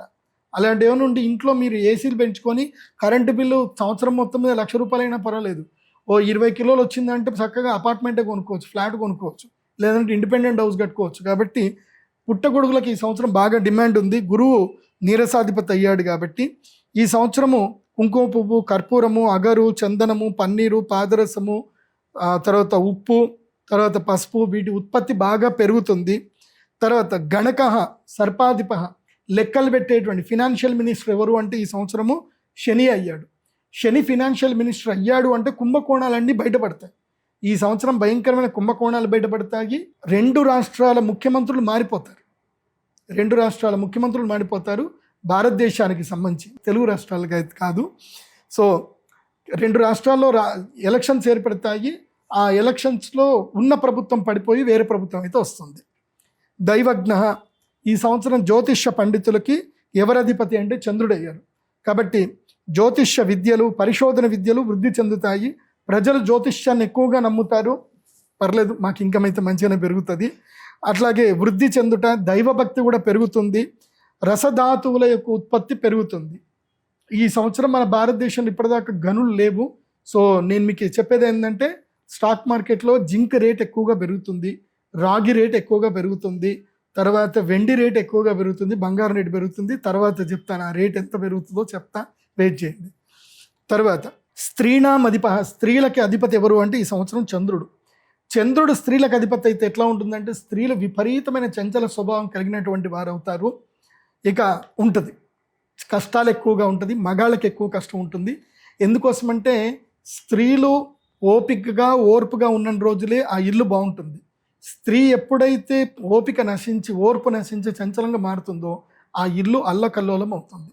కాబట్టి ఈ సంవత్సరము స్త్రీలకి చంచల స్వభావం ఎక్కువగా పెరుగుతుంది. అదేవిధంగా స్త్రీలు కామ సంక్షోభితులు అవుతారు. విచ్చలవిడితనం స్త్రీలలో పెరుగుతుంది. దాన్ని అడ్డుకున్న వాళ్ళని నానా బూతులు తిడతారు. ఇవన్నీ కూడా జరుగుతాయి. అమ్మ బట్టలు మంచిగా వేసుకోమ్మా అని చెప్తే నీకెందుకురా అని చెప్పి వాడిని నానా తిట్లు తిడతారు. ఇవి ఈ సంవత్సరం జరుగుతుంది. కాబట్టి ఎవరు కూడా స్త్రీలకు సంబంధించి ఏ మాటలు చెప్పకండి, వాళ్ళ ఇష్టం వచ్చినట్టు వాళ్ళు ఉండనివ్వండి. ఎందుకోసమంటే ప్రకృతి ఎలా చేయాలో అలా చేస్తుంది, పెరుగుట విరుగుట కొరకే. కొన్ని జరిగితే కొంతమంది కొన్ని అర్థమవుతాయి. సో మీరెవరు కూడా ఎవరికి నీతులు చెప్పకండి, ఎవరికి ఎవరు బుద్ధులు చెప్పకండి. కాలితే పడితే వాళ్ళకే తెలుస్తుంది కాబట్టి వాళ్ళని తెలుసుకోనివ్వండి. మంచిదే, వాళ్ళ ఇష్టం వచ్చినట్టు వాళ్ళు ఉండనివ్వండి అని చెప్పి చంద్రుడు చెప్తున్నాడు ఈ సంవత్సరం, నేను చెప్పట్లే. సో ఈ సంవత్సరము స్త్రీలకు అధికారాలు కూడా పెరుగుతాయి. స్త్రీలు వ్యాపారం లోపలికి వస్తారు, చాలా మంచి శుభ పరిణామం. సో వాళ్ళు వ్యాపారాలు చేస్తారు, చక్కగా వడ్డీ వ్యాపారాలు చేస్తారు, డబ్బులు విపరీతంగా సంపాదిస్తారు, రాజ్యాలు వెళ్తారు, అధికారం లోపలికి వస్తారు. మళ్ళీ ఇది కూడా ఇంకోటి చెప్తున్నాను, తమిళనాడులో మళ్ళీ ఎంజీఆర్ జయలలిత ఏదైతే గనక రాజకీయం క్రియేట్ చేశారో మళ్ళీ తమిళనాడులో అలాంటి రాజకీయం మొదలవుతుంది. వాళ్ళ పేర్లు నేను చెప్పను, మీకు తెలుసు. ఇక వర్షాలకు అధిపతి కూడా బుధుడు అవుతున్నాడు కాబట్టి ఎక్కువగా గాలితో కూడుకున్నటువంటి వర్షాలు ఎక్కువగా పడతాయి, తుఫాన్లు ఎక్కువగా వస్తాయి. అయితే ఈ సంవత్సరము వైద్య శాఖల్లో కూడా మంచి మార్పులు వచ్చేటువంటి అవకాశం ఉంటుంది. డాక్టర్లు బాగా సంపాదించుకుంటారు ఈ సంవత్సరం, అంటే రోగాలు ఎక్కువగా పెరుగుతాయని అర్థం. ఇవి నవనాయకుల ఫలితాలు అయితే మనం తెలుసుకున్నాము. ఈ పరాభవ నవ సంవత్సరంలో వ్యవసాయం, ఇది చాలా బాగా అందరు కూడా, రైతులందరూ కూడా చూసి తెలుసుకోండి. ఇప్పుడు ఏదైతే కనుక సంక్షోభం ఏర్పడిందో, ఇప్పుడు ఆలుగడ్డ ఉల్లిగడ్డ రేట్లు అయితే ఇప్పుడు పడిపోతున్నాయి, పర్వాలేదు. కానీ ఈ సంక్షోభం ఎప్పటి దాకా ఉంటుందంటే అక్షయ తృతీయ వరకు మాత్రమే ఈ సంక్షోభం ఉంటుంది. అక్షయ తృతీయ తర్వాత మళ్ళీ నార్మల్ స్టేజ్కి వచ్చేస్తుంది. యుద్ధ తీవ్రత, యుద్ధ వాతావరణం తగ్గిపోతుంది. మళ్ళీ ఆయిల్ రేట్లు నార్మల్కి వచ్చేస్తాయి, సర్వసాధారణంగా అయిపోతుంది. కానీ ఒకేసారి ఎక్స్పోర్ట్స్ ఎక్కువగా పెరిగిపోతాయి ఈ సంవత్సరం. అక్షయ తృతీయ తర్వాత ఎక్స్పోర్ట్స్ పెరుగుతాయి. ఉల్లిగడ్డలు విదేశాలకు ఎక్కువగా వెళ్ళిపోతాయి, ఆలుగడ్డలు ఎక్కువగా వెళ్ళిపోతాయి. కాబట్టి ఏం జరుగుతుంది అని అంటే ఈ సంవత్సరము పళ్ళ ధరలు బాగా పెరిగిపోతాయి. మామిడి పళ్ళ ధరలు విపరీతంగా పెరిగిపోతాయి. అండ్ వడగళ్ళ వానలు పడతాయి. అదేవిధంగా కూరగాయల ధరలు బాగా పెరుగుతాయి. నేను ఈ భాగ్యనగరానికి, సిటీస్కి దూరంగా ఉండేటువంటి రైతులకు చెప్పేది ఏంటంటే కొత్తిమీర బాగా పెంచండి, పాలకూర బాగా పెంచండి. కొత్తిమీర పాలకూరతోటి మీరు లక్షల రూపాయలు సంపాదించవచ్చు. అదేవిధంగా టొమాటో కేవలము ఒక 5 రోజులు మాత్రం రాజ్యం వెళ్తుందండి. ఆ 5 రోజుల్లో టమాటో రేట్ ఇట్లా 100 రూపాయలకి రీచ్ అయిపోతుంది. 5-10 రోజులు అయితే కనుక టమాటా సంక్షోభం ఉంటుంది. అదేవిధంగా ఆలుగడ్డతో సంక్షోభం ఏర్పడుతుంది. తర్వాత ఉల్లిపాయలలో, అందులోనూ తెల్ల ఉల్లిపాయలకైతే విపరీతమైన డిమాండ్ పెరుగుతుంది. సో ఈ సంవత్సరం ఉల్లిపాయ కన్నీరు పెట్టిస్తుంది. సో ఇవన్నీ జరుగుతాయి. రైతులకి కొంచెం లాభం అయితే కలుగుతుంది. కానీ సామాన్య ప్రజలకు, రిటైలర్స్ ఎవరైతే ఉంటారో కొనుక్కునేటువంటి ప్రజలకు మాత్రం అమ్మ ఉల్లిపాయ ధర పెరిగిపోయిందే అని బాధ అయితే కలుగుతుంది. కాబట్టి అక్షయ తృతీయ తర్వాత జూన్ జూలై నెలల్లో ఏదైనా ఒక 10 రోజులు మాత్రం ముఖ్యంగా టమాటా రైతులకు మాత్రం లాభం వచ్చే అవకాశం ఉంటుంది. కానీ అది కూడా చెప్తున్నాను, ఈ సంవత్సరము క్షుధార్త ప్రజలు ఆకలి బాధలు పడతారని ఉంది కాబట్టి ఇది విషయం చెప్తున్నాను. ఒకవేళ ధర సరిగ్గా లేకపోయినా, ఎందుకోసం అంటే కొంచెం దళారులు మోసం చేస్తారు. నిజంగా డిమాండ్ ఉంటుంది కానీ దళారుల మధ్యలో మోసం చేస్తారు. డిమాండ్ లేకుండా ఉండడానికి వాళ్ళు మీకు తక్కువ ధరకి ఇస్తారు. తక్కువ ధరకి రైతులు అమ్ముకోకండి. అంత అవసరం పెడితే టమాటాలు కట్ చేసేసుకొని వాటి కొంచెం ఉప్పు జల్లేసి ఎండబెట్టి పొడి చేసుకుని అమ్ముకోండి. అది కూడా మంచి 300 రూపాయల కిలో పోతుంది. కంగారు పడొద్దు. ఉల్లిపాయల ధర అయితే పెరుగుతుంది, టమాటా ధర అయితే తప్పకుండా మిమ్మల్ని కింగ్ చేస్తుంది. ఈ సంవత్సరం రైతులకి మంచి లాభదాయకంగా ఉంటుంది. కూరగాయలు, పండ్లు, ముఖ్యంగా మునగకాయలు, మునగాకులు కానీ ఆకుకూరలు కానీ పండించే రైతులకు మంచి లాభం ఉంటుంది. అదేవిధంగా ఏదైతే కనుక బ్రకోలీ అనే ఒక పంట ఉంటుంది, గోబీ లాంటిది, అది కూడా మంచి లాభదాయకం ఇస్తుంది. ఈ సంవత్సరం రైతులకైతే లాభంగా ఉంది. వరి విషయంలో మాత్రం బాయిల్డ్ రైస్ మాత్రం సేల్ చేయకండి. రైతులు సొంతగానే నవారా లేదా చిట్టి ముత్యాలు లేదా రత్నచౌడి, ఇక ఏవైనా దేశవాళీ రకానికి సంబంధించిన విత్తనాలను పెట్టి పండించే ప్రయత్నం చేయండి. రైతులకు ఇది చాలా మంచిది. నేను మళ్ళీ చెప్తున్నాను, అది 160 రూపాయల కేజీ అంటే 10,000 రూపాయలకు పైగా ఒక క్వింటాల్ వెళ్తుంది. నవారా, రత్నచౌడి అలాంటి బియ్యం పెట్టండి, మంచి జరుగుతుంది. అలాంటి వడ్లు పెట్టండి, బాగుంటుంది. పరాభవన సంవత్సరంలో ఇక్కడ ఆల్రెడీ చెప్పారు ఏంటంటే రాజులు కొట్లాడుకుంటారు అని చెప్పారు. ఇక్కడ ఏం జరుగుతుందనంటే సింపుల్ చెప్పాలి అంటే కెమెరాల ముందేమో అరుచుకుంటారు, కెమెరాల వెనుకేమో చక్కగా పార్టీలు చేసుకుంటారు. కాబట్టి సామాన్య ప్రజలు, కార్యకర్తలు ఎలాంటి రియాక్ట్ అవ్వకండి. ప్రశాంతంగా తిన్నామా, పడుకున్నామా, తెల్లారిందా, ఎవరు ఏదంటే జై అనండి, కానీ మీరు మాత్రం కొట్లాడుకోకండి. అది విషయం చెప్తున్నా. ఎందుకోసం అంటే వాళ్ళు కొట్లాడుకుంటున్నారని చెప్పి రాజులు ఎప్పుడు యుద్ధంలో దిగరు, సైనికులే యుద్ధంలో దిగుతారు. నష్టపోయేది సైనికులే. ఇది బాగా మీరు గుర్తుపెట్టుకోండి. అది కాకుండా ఇంకొక విషయం ఏమిటంటే కనుక ఈ సంవత్సరము ముఖ్యమంత్రులు మారుతారు, ఉప ముఖ్యమంత్రులు ముఖ్యమంత్రులు అవుతారు. ముఖ్యమంత్రులు కొన్ని రోజుల కోసం అని చెప్పి వేరే పదవులకు వెళ్ళడమో, వేరే పనుల కోసం వెళ్ళడమో, లేదా ఆరోగ్యం బాగాలేకపోవడమో, ఇలాంటివి కొన్ని జరుగుతాయి. అదేవిధంగా తమిళనాడు రాజకీయంలో మళ్ళీ పునరావృతం అవుతుంది. ఎంజీఆర్, జయలలిత ఎలాగైతే ఉన్నారో అలాగే కొత్తగా ఒక నటుడు, ఒక నటీమణి, వాళ్ళు ఎంజీఆర్ గారి వృత్తాంతంని మళ్ళీ వాళ్ళు రిపీట్ చేస్తారు. తమిళనాడులో మళ్ళీ అదే రాజకీయం మొదలవుతుంది. సో భవిష్యత్తులో తమిళ రాజకీయం లోపల మళ్ళీ ఒక స్త్రీ ముఖ్యమంత్రి కాబోతుంది. దానికి ఇప్పుడు సన్నాహాలు ప్రారంభమవుతాయి. కాకపోతే ఇంకొక 7 సంవత్సరాలు పడుతుంది. 7-8 సంవత్సరాలు, 10 సంవత్సరాల తర్వాత ఆమెనే ముఖ్యమంత్రి అవుతుంది. సో ఆమె ఎవరో మీకు తొందరగా మీకు కూడా తెలుస్తుంది. చెప్తాను, అక్కడ ప్రారంభమైనప్పుడు చెప్తాను. ఇప్పుడే పేర్లు చెప్పడం వద్దు. కాబట్టి వాళ్ళు కూడా ముఖ్యమంత్రులు అయ్యే అవకాశం ఉంటుంది.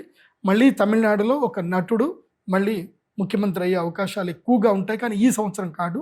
ఈ ఎలక్షన్లో గెలవరు, కానీ వచ్చే ఎలక్షన్లో మాత్రం తప్పకుండా విజయ్ ముఖ్యమంత్రి అయ్యే అవకాశం అయితే ఉంటుంది. తలపతి విజయ్ ముఖ్యమంత్రి అవుతాడు, కానీ ఈ సంవత్సరం కాదు.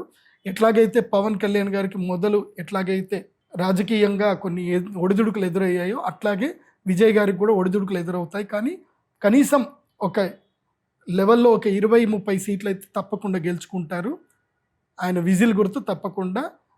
భవిష్యత్తులో విజిల్ బాగా గట్టిగా మోగుతుంది, ఇప్పుడైతే మోగదు, అది చూసుకోవాలి. ఇంకా చెప్పాలి అని అంటే రాజకీయం లోపల భారతీయ జనతా పార్టీలో కొన్ని చీలికలు వస్తాయి, సెంట్రల్లో నుంచి కొన్ని చీలికలు వస్తాయి, కొన్ని సంక్షోభాలు ఏర్పడతాయి. మళ్ళీ ఇంటర్నల్గా దాన్ని క్లారిఫై చేసుకుంటారు, క్యూర్ చేసుకుంటారు. కాకపోతే ఏంటంటే భవిష్యత్తులో కొన్ని సంక్షోభాలు జరిగి ఈ ప్రభుత్వం ఇంకా సెంట్రల్లో బీజేపీ ఉండదేమో అన్నంతగా సంక్షోభం క్రియేట్ అవుతుంది. కానీ భవిష్యత్తులో ఎట్టి పరిస్థితుల్లో సెంట్రల్లో బీజేపీ ఉండే అవకాశం ఉంటుంది.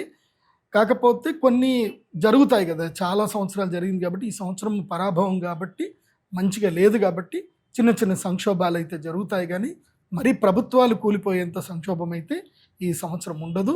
అదేవిధంగా ఈ సంవత్సరం లోపల ముఖ్యంగా వెస్ట్ బెంగాల్లో రాష్ట్రపతి పరిపాలన వచ్చేటువంటి అవకాశం ఎక్కువగా అనిపిస్తుంది. అది కూడా దసరా నవరాత్రుల సమయంలో కొన్ని సంక్షోభాలు ఏర్పడతాయి. సో ఇక్కడ బంగ్లాదేశ్ నుంచి కూడా కొన్ని సంక్షోభాలు వస్తాయి. మళ్ళీ పాకిస్తాన్ కూడా కొన్ని ఉంటుంది కదా, వాళ్ళ పనే అది. సో ఈ సంవత్సరం కొంచెం తీవ్రతరం ఎక్కువగా ఉంటుంది. మళ్ళీ బాంబులు అట్లాంటివి ఉంటాయి, తీవ్రవాద చర్యలు. దీనికి ప్రభుత్వాలు కొంచెం గట్టిగా చర్యలు తీసుకుంటే బాగుంటుంది. తెలుగు రాష్ట్రాల విషయానికి వస్తే గనక తెలుగు రాష్ట్రాల్లో పెద్దగా రాజకీయ సంక్షోభం ఏముండదు, ఎట్లుంది అట్లాగే ఉంటుంది. కాకపోతే తెలంగాణ రాష్ట్రంలో కొత్తగా 3 మంత్రి పదవులు వస్తాయి. అదేవిధంగా తెలుగు రాష్ట్రాల్లో కూడా ఇంకొక 2 లేదా 4 మంత్రి పదవులు వచ్చే అవకాశం ఉంటుంది. కాకపోతే ప్రజల యొక్క మన్నల్ని ఎక్కువగా పొందలేకపోతారు తెలుగు రాష్ట్రాల్లో ఉన్నటువంటి మంత్రులు, ముఖ్యమంత్రులు. ప్రజల మన్నల్ని పొందడానికి ప్రయత్నాలు చేస్తారు, కానీ ప్రజల మెప్పుని పొందలేకపోతారు. అది జరుగుతుంది. గురుగ్రహము కర్కాటక రాశి వైపు ప్రయాణించే సమయం ఎప్పుడైతే వస్తుందో, గురుగ్రహం కర్కాటక రాశి లోపలికి ఎంటర్ అయ్యేంతసేపు యుద్ధ భయం అయితే ఉంటుంది.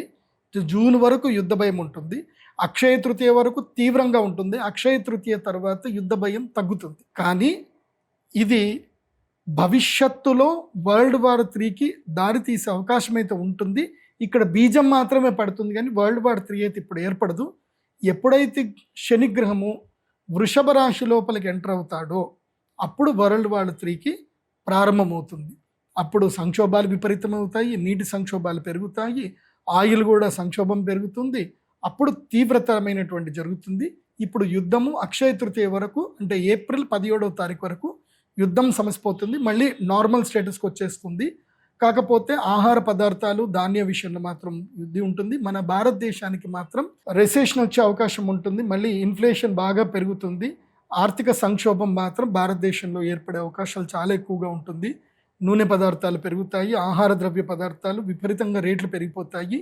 ఆయిల్ రేటు మాత్రం ఇప్పుడైతే మన తెలుగు రాష్ట్రాల్లో 110 రూపాయలు, అంటే మొత్తం కలిపి 100 రూపాయల యావరేజ్లో పెట్రోల్ ధర ఉంది కదా, ఇది మాత్రం తప్పకుండా 10% పెట్రోల్ ధరలు, తర్వాత డీజిల్ ధరలు మాత్రం పక్కా పెరుగుతాయి, దాంట్లో డౌట్ లేదు. ఇంకా యుద్ధాలు చెప్పాలంటే ఇప్పుడు రష్యా ఉక్రెయిన్ యుద్ధము ఇది నివురుగప్పిన నిప్పులాగా కంటిన్యూ అవుతానే ఉంటుంది.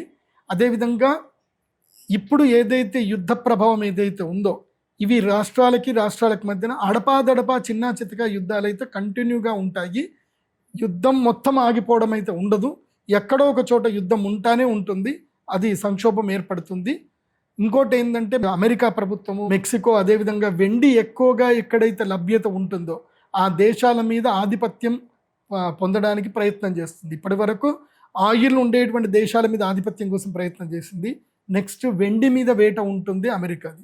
అది బాగా గుర్తుంచుకోవాలి. దాన్ని బట్టి మార్కెట్లో రేట్లు మారిపోతూ ఉంటాయి. ఈ సంవత్సరము కళారంగము విస్తృతమవుతుంది, భయంకరమైన విస్తృతమవుతుంది. మీకు ఇప్పుడు ఓటీటీ ఛానల్ అంటే 1, 2, 3, 4 అని చెప్పినట్టు ఉంటాయి కదా. ఈ సంవత్సరం నుంచి ఏంటంటే ఒక్కొక్కళ్ళ మొబైల్లో 10, 15, 20 ఓటీటీ ఛానల్స్ ఉంటాయి. ఎవరికి వాళ్ళు ఓటీటీ ఛానల్ స్టార్ట్ చేసుకుంటారు, ఎవరికి వాళ్ళు సీరియల్స్ రిలీజ్ చేసుకుంటారు. దీంతో ఏంటంటే ముఖ్యంగా టీవీ రంగం, టెలివిజన్ రంగం పడిపోతుంది. టెలివిజన్ రంగంలో సీరియళ్ళు పడిపోతాయి. టీవీ అనేటువంటిది ఇంకా ఉండదు. ఇంకా దాదాపుగా టీవీ రంగం పడిపోతుంది. సోషల్ మీడియా, యూట్యూబ్, అదేవిధంగా ఏవైతే కనుక ఓటీటీ ఛానల్సే పెరిగిపోతాయి. ఇకపై టీవీ సీరియల్స్ బాగా తగ్గిపోతాయి. అవి కూడా ఓటీటీలోనే చూడడం జరుగుతుంది. సో డిష్ ఛానల్స్ తగ్గిపోతాయి, వైఫై ఛానల్స్ ఎక్కువగా పెరిగిపోతాయి. అదేవిధంగా కళాకారులకు, నటీనటులు విస్తృతంగా పెరిగిపోతారు. ఎవరికి వాళ్ళు సొంత బ్యానర్లు ఓపెన్ చేసుకుంటారు, ఎవరికి వాళ్ళు సొంతగా డబ్బులు సంపాదించుకుంటారు. ఇకపై మార్కెట్లో కళాకారులకు ఆదరణ పెరుగుతుంది, కళాకారుల మీద ఒత్తిడి తగ్గుతుంది, కళాకారుల మీద మోసం జరగడము, వాళ్ళని ఇంకా రకరకాలుగా వాడుకోవడం అనేటివన్నీ తగ్గిపోతాయి. ఎవరికి వాళ్ళు సొంతగా వాళ్ళు డెవలప్ అయ్యే అవకాశం ఉంటుంది. ఇక నుంచి కళాకారులకు మంచి లాభాలు కలుగుతాయి, చాలామంది డబ్బులు సంపాదించుకుంటారు. ఒకప్పుడు ఒక ఊరి నుంచో ఒక ప్రదేశం నుంచో కేవలం ఒక 10-20 మంది కళాకారులు వచ్చేవాళ్ళు ఉంటారు. ఇప్పుడు ప్రతి ప్రదేశంలోనూ కళాకారులు పెరుగుతారు. దీనివల్ల కళారంగంలో ఇంప్రూవ్మెంట్ ఉంటుంది. కాకపోతే థియేటర్లకు డబ్బులు తగ్గిపోతాయి, థియేటర్లకు జనాలు వెళ్ళడం తగ్గుతుంది, ఓటీటీ ఛానల్స్కి ఎక్కువగా పెరుగుతుంది. దీన్ని బేస్ చేసుకొని భవిష్యత్తులో ప్రొడ్యూసర్లు ఎవరైనా ఉంటే కనుక మీరు సొంత ప్రొడక్షన్ యూనిట్లు పెట్టుకోవడం, సొంత ఓటీటీ ఛానల్స్ చేసుకునే ప్రయత్నాలు చేసుకుంటే బాగుంటుంది. యూట్యూబ్ రంగాన్ని కానీ, సోషల్ మీడియా రంగంలో కానీ, అడ్వర్టైజ్మెంట్ రంగంలో వాళ్ళకి కానీ విపరీతమైన డబ్బు లాభాలు ఉంటాయి. ఇంకా అంటే అమెజాన్, ఫ్లిప్కార్ట్ లాంటి ఇంకా ఛానల్స్, కొత్త కొత్త వెబ్సైట్లు, కొత్త కొత్త ఏవైతే కనుక సెల్లింగ్ ప్లాట్ఫామ్స్ ఇంకా పెరుగుతాయి. కాకపోతే ప్రజలు మోసపోయే అవకాశం కూడా ఉంటుంది. దొంగలు ఎక్కువగా ఉంటారు కాబట్టి ప్రజలు అప్రమత్తంగా ఉండాలి. కాకపోతే ఈ సంవత్సరం నుంచి విస్తృతమైన వ్యాపారాలు కళారంగం ద్వారా పెరిగేటువంటి అవకాశం ఉంటుంది. ఈ సంవత్సరం ప్రకృతి వైపరీత్యాలు ఉన్నాయి. ముఖ్యంగా గోదావరి నది పరివాహ ప్రాంతం వాళ్ళకి మాత్రం ప్రకృతి విపత్తులు ఉన్నాయి. ఈసారి సీమ ప్రాంతం అంటే కోనసీమ అని అంటారు కదా, ఏవైతే లంక ద్వీపాలు ఏవైతే ఉన్నాయో ఆ గ్రామ ప్రజలు చాలా అప్రమత్తంగా ఉండాలి. ప్రతి ఒక్కళ్ళు తమ ఇండ్లల్లో ప్లాస్టిక్ బోట్స్, ఇట్లా గాలి కొట్టేస్తే నిండిపోయే ప్లాస్టిక్ బోట్లు కానివ్వండి, అదేవిధంగా లైఫ్ జాకెట్స్ కానీ పెట్టుకోండి. ఈ సంవత్సరం గోదావరి నదికి వరదలు వచ్చే అవకాశం ఉంటుంది, విపరీతమైనటువంటి ఉధృతి ఉంటుంది. కృష్ణానది కాస్త తక్కువ కానీ గోదావరి నదికి చాలా ఎక్కువగా వరద ఉండే అవకాశం ఉంటుంది ఈ సంవత్సరం. అదేవిధంగా ఈ సంవత్సరము సంక్షోభం అంటే పెద్దగా ఏమీ లేదు, కానీ వర్షాలు ఒకే ఒక చోట కుంభవృష్టి కురుస్తాయి. సేమ్ పోయిన సంవత్సరం ఎట్లాగైతే పడ్డట్టుగా దాన్ని ఏమంటారు క్లౌడ్ బస్ట్లు ఏవైతే అంటారో ఆ క్లౌడ్ బస్ట్లు వచ్చే అవకాశం ఉంటుంది. తీర ప్రాంతం లోపల సముద్రము వెనక్కి వెళ్ళే అవకాశం ఉంటుంది. ఒక్కసారి సముద్రం మొత్తం వెనక్కి వెళ్ళి మళ్ళీ ముందుకు తన్నుకొచ్చే అవకాశం ఉంటుంది. కొన్ని భౌగోళికంగా కొన్ని మార్పులు వస్తాయి తీర ప్రాంతం లోపల. ఆ విషయంలో అప్రమత్తంగా ఉండండి. ఇంకోటి, మత్స్య సంపద తగ్గిపోతుంది ఈ సంవత్సరము. మత్స్య కళాకారులకు నష్టం వచ్చేటువంటి అవకాశం ఉంటుంది. కాబట్టి ఎక్కువగా దూరాలు వెళ్ళకండి. ముఖ్యంగా జాలర్లు ఎవరైతే ఉంటారో శ్రీకాకుళము, విజయనగరము, ఈ కాకినాడ, బందరు పోర్టుకు సంబంధించి చాలామంది జాలర్లు చాలా దూరాలు వెళతారు. ఈ సంవత్సరము సంక్షోభం ఉంటుంది, మత్స్య సంపద తగ్గిపోతుంది ఈ సంవత్సరము. కాబట్టి ఆ విషయంలో అప్రమత్తంగా ఉండండి. అది కాకుండా ఈ సంవత్సరం ఎక్స్పోర్ట్స్ విషయంలో మాత్రం ఎవరైతే రొయ్యలు అవి పండించుకుంటారో వాళ్ళకి లాభదాయకంగా ఉంటుంది. ఎందుకోసం అంటే సముద్రం లోపల జలచరాలు తగ్గిపోయినప్పుడు ఆర్టిఫిషియల్గా పెంచేటువంటి వాళ్ళకి డిమాండ్ పెరుగుతుంది. కాబట్టి ఈ సంవత్సరము రాస్ బిజినెస్ చేసేటువంటి వాళ్లకు మంచిగా ఉంటుంది. ఇంకా ఈ ప్రకృతి విపత్తులో భాగంగా ఈ సంవత్సరం తిరుమలలో కారు చిచ్చులు ఎక్కువగా ఉండేటువంటి అవకాశం ఉంటుంది. అడవులు భయంకరంగా తగులుబడిపోతాయి. కాబట్టి ఎండాకాలంలో అడవి ప్రయాణాలు చేయకండి. అమెరికాలో మాత్రం తీవ్రమైన సంక్షోభం ఏర్పడుతుంది. అమెరికాలో చాలా పెద్ద ఎత్తున అడవులు తగులుబడిపోతాయి. సో అమెరికా కానీ మళ్ళీ ఆస్ట్రేలియా కానీ, ఆస్ట్రేలియాలో లాస్ట్ టైం జరిగాయి. సో మళ్ళీ డూమ్స్ డే లాంటి సిచ్యువేషన్స్ 2020లో కరోనాకు ముందు ఏవైతే అగ్ని ప్రమాదాలు జరిగాయో అవి ఈ సంవత్సరం ఎక్కువగా జరిగేటువంటి అవకాశాలు ఉన్నాయి. ఇంకొకటి విషయం బాగా గుర్తుపెట్టుకోండి, ఈ సంవత్సరం విష ప్రయోగాలు ఎక్కువగా జరుగుతాయి. ఇదే ఎక్కువగా మనుషుల వల్ల జరిగేటువంటి విష ప్రయోగాలు ఎక్కువగా ఉంటాయి ఈ సంవత్సరం. స్టాక్ మార్కెట్ అంటేనే అది కదలికలు ఉంటాయి, కిందికి మీదికి రెగ్యులర్గా ఉంటాయి. దాన్ని అనాలిసిస్ చేయడం ఎవరి వల్ల కాదు. కాకపోతే నేను ఒక్క విషయం చెప్తాను, జాగ్రత్తగా వినండి. ఈ సంవత్సరం స్టాక్ మార్కెట్లో అక్షయ తృతీయ నుంచి మంచి బుల్ మార్కెట్ ఉంటుంది. అక్షయ తృతీయ తర్వాత జూన్ నుంచి ఇంకా భయంకరమైన బుల్ మార్కెట్ ఉంటుంది. కాకపోతే వినాయక చవితి నుంచి తీసుకొని ఎప్పటి వరకు డిసెంబర్ ఫస్ట్ వీక్ వరకు బేర్ మార్కెట్ ఉంటుంది. మొత్తం స్టాక్ మార్కెట్ అంతా ఎరుపు రంగుతో ఎరుపెక్కిపోతుంది కంప్లీట్గా. సో ఈ టైం ప్యాటర్న్ ఏదైతే చెప్పానో దాని ప్రకారంగా వెళ్ళండి. అయితే బ్యాంకింగ్ సెక్టర్లో బ్యాంకింగ్ స్టాక్స్ మంచిగానే రాణిస్తాయి, కానీ ఐటీ స్టాక్స్ మాత్రం ఈ సంవత్సరం పెద్దగా పుంజుకోవు. అయితే ఫుడ్కి సంబంధించిన స్టాక్స్ మంచిగానే పెరుగుతాయి. డెలివరీ పార్ట్నర్ సంబంధించిన స్టాక్స్ బాగా పెరుగుతాయి. అదేవిధంగా సిల్వరు, ఎలక్ట్రానిక్స్, ఎలక్ట్రికల్ రంగానికి సంబంధించిన స్టాక్స్ బాగా పెరుగుతాయి. ముఖ్యంగా వైర్లు తయారు చేసేటువంటి ఏదైతే ఉంటుందో కాపర్ వైర్స్ కానివ్వండి, తర్వాత ఈ సోలార్ ప్యానల్స్ తయారు చేసేటివి కానివ్వండి, తర్వాత ఐటీ హబ్ రిలేటెడ్ ఏవైతే డేటా సెంటర్లు రన్ చేస్తాయో వాటి రిలేటెడ్గా స్టాక్స్ మాత్రం మంచి లాభాలు ఇస్తాయి.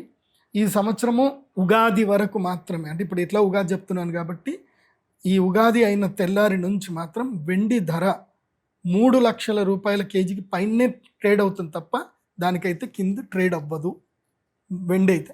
అంటే స్టాక్ మార్కెట్ ఎంసీఎక్స్ మార్కెట్ చూస్తే 2,85,000 నుంచి 2,90,000 స్ట్రాంగ్ సపోర్ట్ జోన్కి వెళ్ళిపోతుంది ఉగాది తర్వాత. దానికన్నా కింద పడుతుంది, కానీ ఎప్పుడు పడుతుంది అని అంటే ఆ సపోర్ట్ జోన్ 2,67,000 సపోర్ట్ జోన్కి రీచ్ అవుతుంది. ఎప్పుడు అంటే ఏదో ఒక్కరోజు భయంకరంగా పడి అట్లా రీచ్ అవుతుంది. ఎవరైనా తక్కువలో కొనాలి అనుకుంటే 2,65,000కి కింద వెండి ఉన్నప్పుడు ధైర్యంగా మీరు చూసి కొనుక్కోవచ్చు. కానీ 3 లక్షల రేటు మాత్రం వెండి దాటుతుంది. ఇక దానికన్నా పడడం అయితే ఎప్పుడో ఒకసారి, నెలకొకసారో 2 నెలలకొకసారో పడుతుంది తప్ప మళ్ళీ మార్కెట్ ఎప్పుడైనా సరే కన్సాలిడేషన్ తీసుకొని స్ట్రాంగ్ సపోర్టు 2,85,000కి వెండి సపోర్ట్ తీసుకుంటుంది. గోల్డ్ వచ్చేసి స్ట్రాంగ్ సపోర్టు 1,75,000కి అక్షయ తృతీయ తర్వాత సపోర్ట్ తీసుకుంటుంది. అక్షయ తృతీయ వరకు గోల్డ్ ధరలు అంతా ఇంత పెరుగుతూ ఉంటాయి తప్ప అక్షయ తృతీయ తర్వాత మాత్రం బంగారము 1,70,000కి 65,000కి ఇంకా తగ్గదు. ఇంకా అక్కడికి సపోర్ట్ జోన్ అయిపోతుంది. దాని తర్వాత బంగారము ఒక్కసారి 2 లక్షల వరకు 2,15,000 20,000 దాకా రీచ్ అయ్యి మళ్ళీ 2,85,000 దగ్గర స్ట్రాంగ్ సపోర్ట్ తీసుకునే అవకాశం ఉంటుంది బంగారము. కాకపోతే వచ్చే సంవత్సరం వరకు చూస్తే కనుక బంగారం యొక్క ధర వచ్చే ఉగాది రాశి ఫలాలకు చెప్తే కనుక బంగారం ధర 2,25,000 దాటే ఉంటుంది తప్ప తగ్గడం అయితే ఉండదు. బంగారం ధర పెరుగుతుంది. ఈ సంవత్సరం బ్యాంకింగ్ సెక్టార్లు కూడా చాలా బాగా రాణిస్తాయి. బ్యాంకింగ్ సెక్టార్లు 12% వృద్ధిలో మంచి ముందుకు వెళ్ళే అవకాశం ఉంటుంది. అయితే ప్రజలు ఈ సంవత్సరం ఎక్కువగా అప్పుల పాలవుతారు. సో అది ఉంది. రాష్ట్రాలు కానీ, ప్రజలు కానీ, ప్రభుత్వాలు కానీ అప్పుల పాలయ్యే అవకాశం ఎక్కువగా ఉంటుంది ఈ సంవత్సరం విద్యారంగంలో మంచి మార్పులు వస్తాయి. విద్యార్థులు సరికొత్తమైనటువంటి విచక్షణతో కూడుకొని ముందుకు వెళతారు. ముఖ్యంగా విద్యారంగంలో ప్రజలు తొందరగా న్యాయ వ్యవస్థ గురించి నేర్చుకోవడం కానీ, టెక్నాలజీ నేర్చుకోవడం కానీ ప్రజలు ఎక్కువగా మక్కువ చూపిస్తారు. విద్యార్థులు ముఖ్యంగా మార్కుల వెంట పడకుండా తమ యొక్క టెక్నాలజీ స్కిల్స్ ఎక్కువగా డెవలప్ అయ్యేటట్టుగా విద్యార్థుల్లో ఒక మంచి అవగాహన ఏర్పడే అవకాశం ఉంటుంది. సో ఈ సంవత్సరం విద్యా విషయంలో కానివ్వండి, అదేవిధంగా వైద్య రంగంలో కూడా సరికొత్త టెక్నాలజీ వస్తుంది. ఇంతకు మునుపు ఏంటంటే ఓపెన్ హార్ట్ సర్జరీ చేయాలన్నా సరే చాలా ఉండేటివి. ఇప్పుడు ఓపెన్ హార్ట్ సర్జరీలు మొత్తం బంద్ అయిపోతాయి. నానో టెక్నాలజీ డెవలప్ అవుతుంది. చిన్న ట్యాబ్లెట్ లాంటిది ఇంజెక్షన్ లాగా ఇస్తారు. చిన్న ట్యాబ్లెట్ ఇస్తారు. ఆ రోబో లోపలికి వెళ్ళిపోతుంది. మొత్తం హార్ట్ బ్లాకేజెస్ అంతా నీట్గా క్లీన్ చేసేసి బయటకు వచ్చేస్తుంది. సో ఫ్యూచర్లో nano technology, nano robots AI తోటి వస్తున్నాయి. సో అవే మాన్యువల్గా వెళ్ళిపోయి ఎక్కడెక్కడ ఏమున్నాయో చక్కగా డాక్టర్లు వీడియో గేమ్ ఆడడం స్టార్ట్ చేస్తారు. సో మంచిగా కెమెరా పెట్టేసుకొని వీడియో గేమ్ లాగా దాన్ని ముందుకు తీసుకెళ్ళి అక్కడ ఏవైతే ప్రాబ్లమ్స్ ఉన్నాయన్నీ సాల్వ్ చేస్తారు. అండ్ ఇన్ ఫ్యూచర్లో కిడ్నీ స్టోన్తో బాధపడే వాళ్ళకి కూడా పెద్దగా ప్రాబ్లం ఏం రాదు. కిడ్నీ దగ్గర కూడా ఏదైతే యురేత్రా లోపల చిన్న రోబో పంపించేస్తారు. అది వెళ్ళిపోయి మంచిగా కిడ్నీ స్టోన్ అంతా అది బంద్ చేసి బయటకు వచ్చేస్తుంది. నొప్పి లేకుండా కిడ్నీ స్టోన్ ట్రీట్మెంట్ కూడా జరిగిపోతుంది. ఫ్యూచర్లో నానో టెక్నాలజీ వైద్య రంగం లోపలికి వచ్చేసి అద్భుతాలు జరుగుతాయి. క్యాన్సర్ లాంటి భయంకరమైన ట్రీట్మెంట్స్కి కూడా మంచి ట్రీట్మెంట్స్ ఇచ్చే అవకాశం ఉంటుంది. ఫ్యూచర్లో ఎంత నానో టెక్నాలజీ వస్తుందంటే ఎట్లాగైతే కనుక క్యాన్సర్ సెల్స్ని డామినేట్ చేయడానికి ఏఐ లాంటి కొన్ని సెల్స్ని వాళ్ళు తయారు చేస్తారు, రోబో సెల్స్ని. అవి శరీరంలోకి వెళ్ళిపోయి క్యాన్సర్ సెల్స్ అన్నిటిని కూడా అవి స్మాష్ చేసే ప్రయత్నాలు మొదలవుతాయి. ఆ టెక్నాలజీ ఉంటుంది. మనిషి మరణాన్ని జయించడానికి ప్రయత్నం చేస్తాడు, కానీ అదైతే జయించడం కష్టమే. కానీ కాకపోతే డబ్బు ఉన్నటువంటి వాడు, విపరీతమైన డబ్బు ఉన్నటువంటి వాళ్ళు మాత్రం తమ ఆయుష్ని 100 సంవత్సరాల నుంచి 200 సంవత్సరాలకైతే పెంచుకోగలుగుతారు. అది జరుగుతుంది భవిష్యత్తులో. డబ్బున్నటువంటి వాడు టెక్నాలజీ తోటి ఆయుష్ పరిమాణం పెరిగే అవకాశాలు అయితే ఈ సంవత్సరం నుంచి కనిపిస్తున్నాయి. 150 సంవత్సరాల వరకు కూడా బతకొచ్చు. అది జరుగుతుంది. ఈ సంవత్సరము మహిళల్లో చైతన్యం బాగా ఏర్పడుతుంది. మహిళలు విపరీతంగా డబ్బులు సంపాదిస్తారు. సో ఈ సంవత్సరం ఇన్కమ్ ట్యాక్స్ కట్టేటువంటి ట్యాక్స్ శాతం కూడా చాలా పెరుగుతుంది. జిఎస్టీలు కూడా చాలా ఎక్కువ మంది కడతారు. ముఖ్యంగా మహిళలు ఏంటంటే కనుక ఫుడ్ రిలేటెడ్ కానివ్వండి, మ్యానుఫ్యాక్చరింగ్ కానివ్వండి, ఇంకా వేరే వేరే టెక్నాలజీ లోపలికి మహిళలు అందరు వ్యాపారస్తులు వెళ్ళే అవకాశం ఉంటుంది. కానీ ఈ సంవత్సరం మాత్రం వస్త్రాల రేట్లు భయంకరంగా పెరిగిపోతాయి.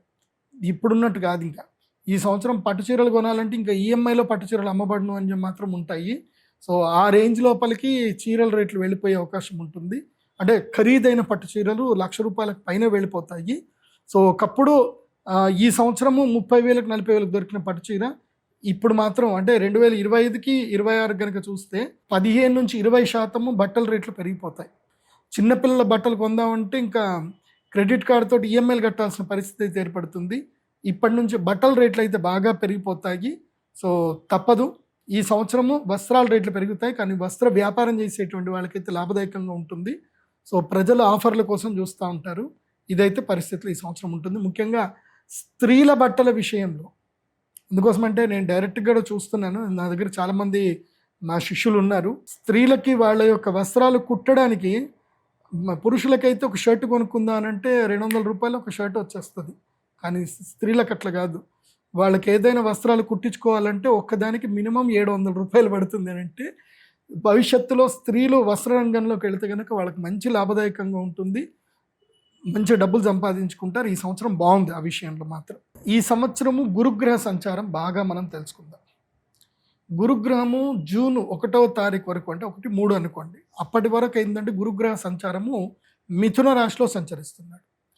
గురువు మిథున రాశిలో సంచరించినప్పుడు ఏమవుతుంది అని అంటే శనికి తర్వాత గురుగ్రహానికి ఏంటంటే కేంద్ర దృష్టి పడుతుంది. సో 1, 4, 7, 10లో ఉంటారు. కాబట్టి ఏం జరుగుతుంది అని అంటే సంక్షోభాలు ఎక్కువగా ఏర్పడతాయి. జూన్ 1వ తారీఖు వరకు సంక్షోభాలు ఉంటాయి. చెప్పాను కదా, కూరగాయల రేట్లు పెరగడము, ఆహార ధాన్యాల రేట్లు పెరగడము, బియ్యము దాదాపుగా 100 రూపాయల కిలో అయిపోతుంది బియ్యం. ఇప్పటికే 80 రూపాయల కిలో అయ్యింది బియ్యము. ఇకపై 100 రూపాయల కిలో అయ్యే అవకాశం ఉంటుంది. అందులోపల ఏ డౌటు లేదు.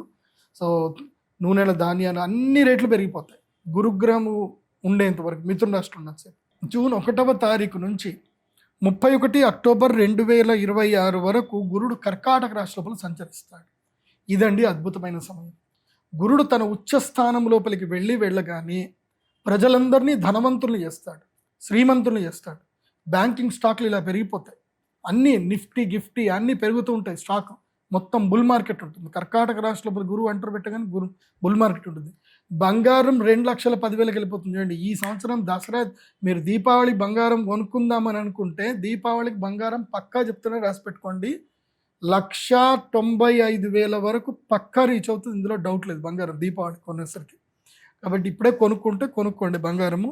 ఇప్పుడు ఏదో తగ్గుతూ ఉంది. 22 క్యారెట్స్ 15,000 రూపాయలు ఉన్నప్పుడే కొనేసుకోండి. ఇంకా 22 క్యారెట్స్ 15,000 16,000 రూపాయలు ఉన్నప్పుడే కొనుక్కోండి. ఇంకా మళ్ళీ మీరు కొందామనుకుంటే 22 క్యారెట్స్ 18,000కి వెళ్ళిపోతుంది పర్ గ్రాము. అదొక్కటి చూసుకోండి. తర్వాత సింహరాశి లోపలికి ఎంటర్ అవుతాడు గురుడు. 31 అక్టోబర్ 2026కి గురుడు సింహరాశి లోపలికి ఎంటర్. గురుడు ఎప్పుడైతే సింహరాశి లోపలికి ఎంటర్ అవుతాడో అప్పుడు ఉంటుందండి ఈ సినిమా. పూర్తిగా ఆయిల్ రేట్లు మళ్ళీ పెరిగిపోతాయి. ఆయిల్ రేట్లు భయంకరంగా పెరిగిపోతాయి. అమెరికన్ డాలరు విస్తృతంగా బలపడేటువంటి అవకాశం ఉంటుంది. తర్వాత ఇంకా చాలా సంక్షోభాలు ఏర్పడతాయి, యుద్ధాలు ఏర్పడతాయి. గురుడు సింహరాశి లోపల రాగానే అన్ని సెటరేట్ చేస్తాడు. కాబట్టి కొన్ని సంక్షోభాలు ఏర్పడే అవకాశం ఉంటుంది. ఆ సమయంలో స్టాక్ మార్కెట్ మాత్రం బేర్ మార్కెట్కి వెళ్ళిపోతుంది. స్టాక్ మార్కెట్ భయంకరంగా బేర్ మార్కెట్కి వెళ్ళిపోతుంది. ఇంకోటి ఏంటంటే గురుగ్రహ సంచారం వల్ల గురుడు సింహరాశి లోపలికి వెళ్ళినప్పుడు మీకు అందరికీ తెలుసు, అంటే ఇది కూడా చెప్పాలి కదా, ఇప్పుడు క్రిప్టో కరెన్సీ కూడా నడుస్తుంది బిట్కాయిన్. 10th అక్టోబర్ 2025 రోజున బిట్కాయిన్ దమ్మని కింద పడిపోయింది. ఆ రోజు పడ్డదంటే $1,25,000 దగ్గర ఉండే బిట్కాయిన్ దాదాపుగా $60,000 రీచ్ అయిపోయింది. కానీ ఎప్పుడైతే గురుడు సింహరాశి లోపలికి ఎంటర్ అవుతాడు అంటే నెక్స్ట్ మళ్ళీ 31st అక్టోబర్కి బిట్కాయిన్ ప్రైస్ వచ్చేసి 1,30,000 దాటిపోతుంది. మళ్ళీ అవకాశాలు ఉన్నాయి. అది మళ్ళీ మిమ్మల్ని పెట్టుబడి పెట్టమని చెప్పట్ల, అది మీ ఇష్టం. నేను చెప్పేది నేను చెప్తున్నాను, నా అనాలిసిస్ మాత్రమే చెప్తున్నాను. పెట్టుబడి వ్యవహారాలంతా కూడా మీ విచక్షణ. తర్వాత శని మీనరాశి లోపలికి ప్రవేశించాడు. ఆల్రెడీ మీనరాశి లోపల ఉన్నాడు. ఈ సంవత్సరం అంతా కూడా శని మీనరాశిలోనే ఉంటాడు, ఎక్కడికి జరగడు, అక్కడనే కూర్చుంటాడు. కాబట్టి శని మీనరాశిలో సంచలన రోజులు జలప్రలయాలు, నౌకా ప్రమాదాలు, అదేవిధంగా నీటి ప్రమాదాలు, నీరు కలుషితం అవ్వడము, తర్వాత రసాలు నీరసాలు అంటే లిక్విడ్కి సంబంధించిన ఇనుము ధర పెరగడము, సిమెంట్ ధర పెరగడము, తర్వాత ఆయిల్ ధరలు పెరగడము, తర్వాత వెండి ధర పెరగడం, బంగారము, అన్నీ మొత్తం భూమి ధాతువుల ధరలన్నీ కూడా సామాన్యులకు రీచ్ కానంత దూరంగా పెరిగిపోతాయి. సో స్టీల్ రేట్లు కూడా భయంకరంగా పెరిగిపోయే అవకాశం. ఇక రాహువు కుంభరాశిలో సంచరిస్తున్నాడు. రాహువు కుంభరాశిలో సంచరిన రోజులు ఏం జరుగుతుంది అనంటే మిత్రద్రోహాలు ఎక్కువగా జరుగుతుంది. ఫ్రెండ్షిప్ మీద వాల్యూస్ ఉండవు. ఫ్రెండ్ కొట్లాడుకుంటారు. ఫ్రెండ్ అంతగా ఇవన్నీ చెప్పుకుంటారు, మోసాలు చేసుకుంటారు. సో ఆ డైలాగ్ని ఎవరైనా కొట్టారనుకోండి, ఆ ఫ్రెండ్ వాళ్ళ నేను ఫ్రెండ్ని అంటే ఓకే, నేను ఆ ఫ్రెండ్ని, ఆ ఫ్రెండ్ నన్ను మోసం చేశాడు కాబట్టి ఈ ఫ్రెండ్షిప్ లేదు అని చెప్పండి. ఫ్రెండ్షిప్లో డబ్బులు ఇచ్చుకోకండి. సో బంధు మిత్ర కలహము, శత్రుభయము, రోగపీడ, ధనవ్యయము, తర్వాత బంధనం, ఇవన్నీ కూడా రాహు ఉండడం వల్ల జరుగుతుంది. కాబట్టి ప్రజలు ఎక్కువగా మోసపోతారు. మోసగాళ్ళకి ఇది పెట్టిన సమయం. ఇది నిజంగా చెప్పాలంటే ఇది ఎవడైనా మోసం చేయడమే క్రైమే వృత్తిగా ఎంచుకున్నాడు మాత్రం విపరీతంగా డబ్బులు సంపాదించుకుంటారు. అదేవిధంగా క్రిమినల్స్ని పట్టుకునే వాళ్ళు కూడా బాగా డబ్బులు సంపాదించుకుంటారు. మధ్యలో ఎవడైతే మోసపోతాడో వాడికి మాత్రం ఏమీ దొరకదు. దొంగల్ని పట్టుకునే వాళ్లకు డబ్బులు దొరుకుతాయి, దొంగల నుంచి మోసం చేసే వాళ్ళకి సామాన్య నుంచి డబ్బులు వస్తాయి. కానీ మోసపోయిన వాడికి మాత్రం న్యాయం దొరకదు. బాగా గుర్తుపెట్టుకోండి, అర్థమవుతుందా?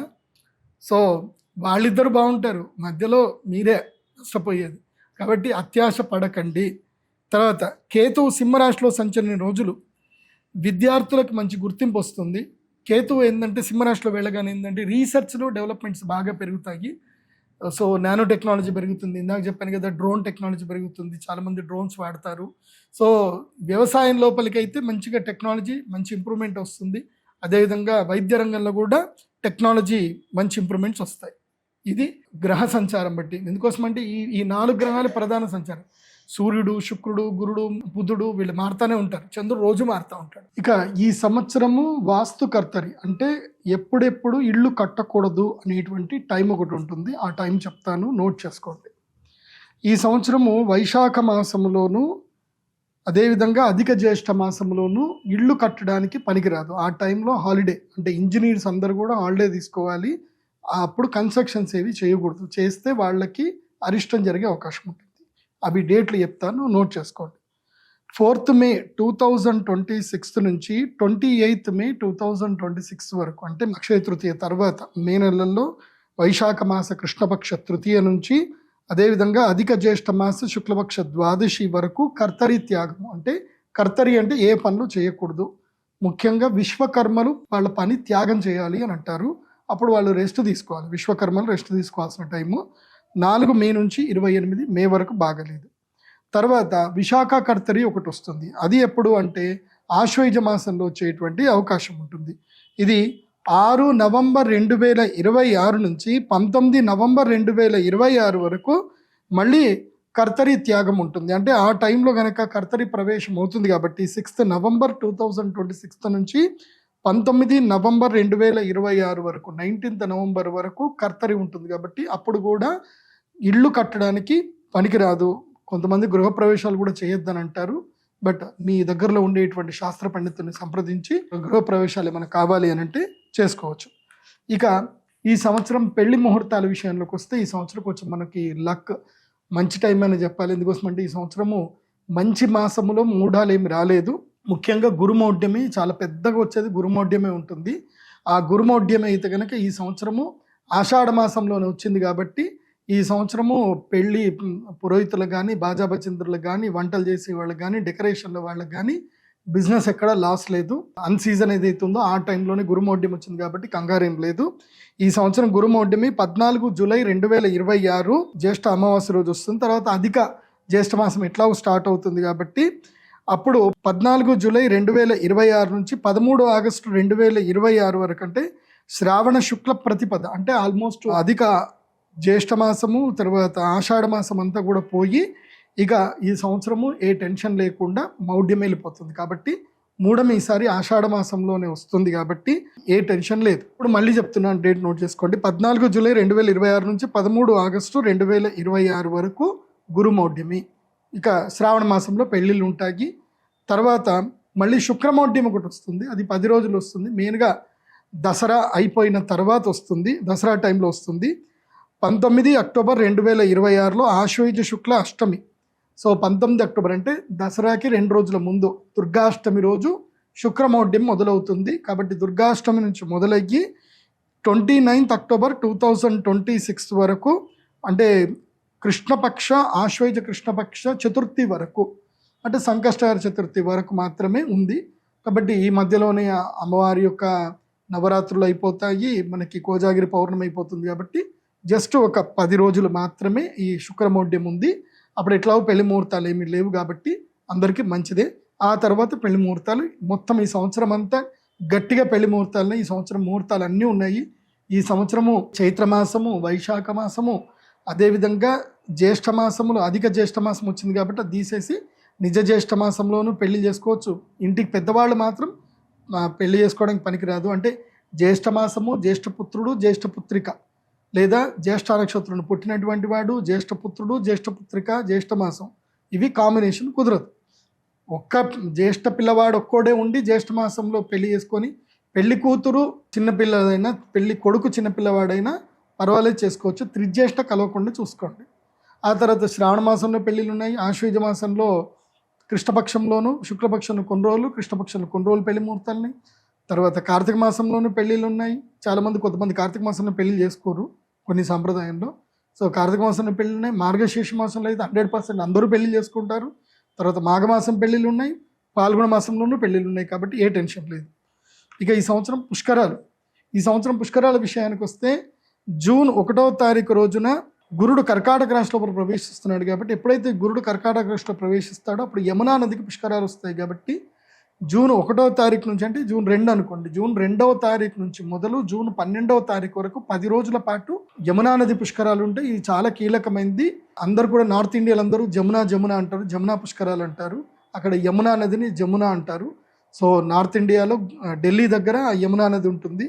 కాకపోతే కొంతమంది, ఎక్కువ మంది యమునోత్రికి వెళ్ళి అక్కడ పుష్కర స్నానం చేస్తారు. ఈ సంవత్సరం యమునోత్రికి చాలా ఎక్కువగా రష్ ఉంటుంది. కేదార్నాథ్, బద్రీనాథ్, చార్ధామ్లో యమునోత్రికి చాలా మంది వెళ్తారు. కాబట్టి ఈ సంవత్సరం యమునా నదికి పుష్కరాలు ఉన్నాయి. ఎవరికైతే పితృదోషాలు ఉన్నాయో, అకాల మరణాలు, అంటే ఎవరైనా తమ ఇండ్లల్లో అకారణ మరణం ఎవరైనా చనిపోయి ఉండి వాళ్ళకి ప్రేత శాంతి సరిగ్గా చేయకపోతే మాత్రం యమునా నది పుష్కర స్నానం చేసి అక్కడ తర్పణాలు వదిలి శ్రాద్ధం కనుక చేయగలిగితే కనుక వాళ్ళకి మోక్ష సిద్ధి కలుగుతుంది. యముడు వాళ్ళకి సత్కార్యం చేస్తాడు అంట. ఎందుకోసమంటే యముని యొక్క సోదరి యమునా నది కాబట్టి యమునా నదికి పుష్కరాలు వచ్చినప్పుడు పుష్కర స్నానం చేసి ఎవరైతే శ్రాద్ధాది కర్మలు చేస్తారో, ఎవరైనా అకాల మరణం చెంది ఆత్మహత్య చేసుకొని తర్వాత ఊరికే గర్భనష్టాలు జరిగినా వాళ్ళందరూ వెళ్ళి యమునా నది పుష్కర స్నానం చేసి అక్కడ తిలదానం చేయడము, అంటే నువ్వులు నీళ్లు వదిలిపెట్టడము, అక్కడ పిండం పెట్టడము, అక్కడ అందరికి అన్నదానం చేయడం వలన అక్కడ యమలోకంలో ఉండేటువంటి వాళ్ళకి యముడు సత్కార్యం చేసి విమోచనం కలిగిస్తాడు అని శాస్త్రవచనం. కాబట్టి యమునా నది పుష్కరంలో అందరూ స్నానం చేయవచ్చు. ఇది యమునా నది పుష్కరం యొక్క ప్రాముఖ్యత. ఈ సంవత్సరం 4 గ్రహణాలు జరుగుతున్నాయి. ఆ గ్రహణాలు ఎప్పుడెప్పుడంటే 12 ఆగస్టు 2026. ఇది శ్రావణ మాసంలో ఏర్పడుతుంది. కాబట్టి శ్రావణ మాసంలో ఏర్పడేటువంటి సూర్యగ్రహణము ఇది చాలా కీలకమైన సూర్యగ్రహణం ఇది. తర్వాత 28 ఆగస్టు 2026 తారీఖు పాక్షిక చంద్రగ్రహణం ఏర్పడుతుంది. ఇది కూడా శ్రావణ పౌర్ణమి ఏర్పడే అవకాశం ఉంటుంది. తర్వాత 6 ఫిబ్రవరి 2027 ఫిబ్రవరిలో నాకు తెలిసి పుష్య అమావాస్య అనుకుంటాను ఇది. సో అప్పుడు ఈ యొక్క సూర్యగ్రహణం ఏర్పడుతుంది, కంకణాకార సూర్యగ్రహణము. తర్వాత 20 ఫిబ్రవరి 2027 తారీఖు ప్రతిఛాయ చంద్రగ్రహణం ఏర్పడుతుంది. అంటే ఒకేసారి చంద్రుడి భూమి యొక్క ఛాయ రెండు పక్కన కనిపిస్తాయి అన్నమాట. తర్వాత ఈ గ్రహణాలు ఏవి కూడా భారతదేశంలో కనబడవు. కాకపోతే ప్రభావం అయితే భారతదేశం మీద 25% ఉంటుంది.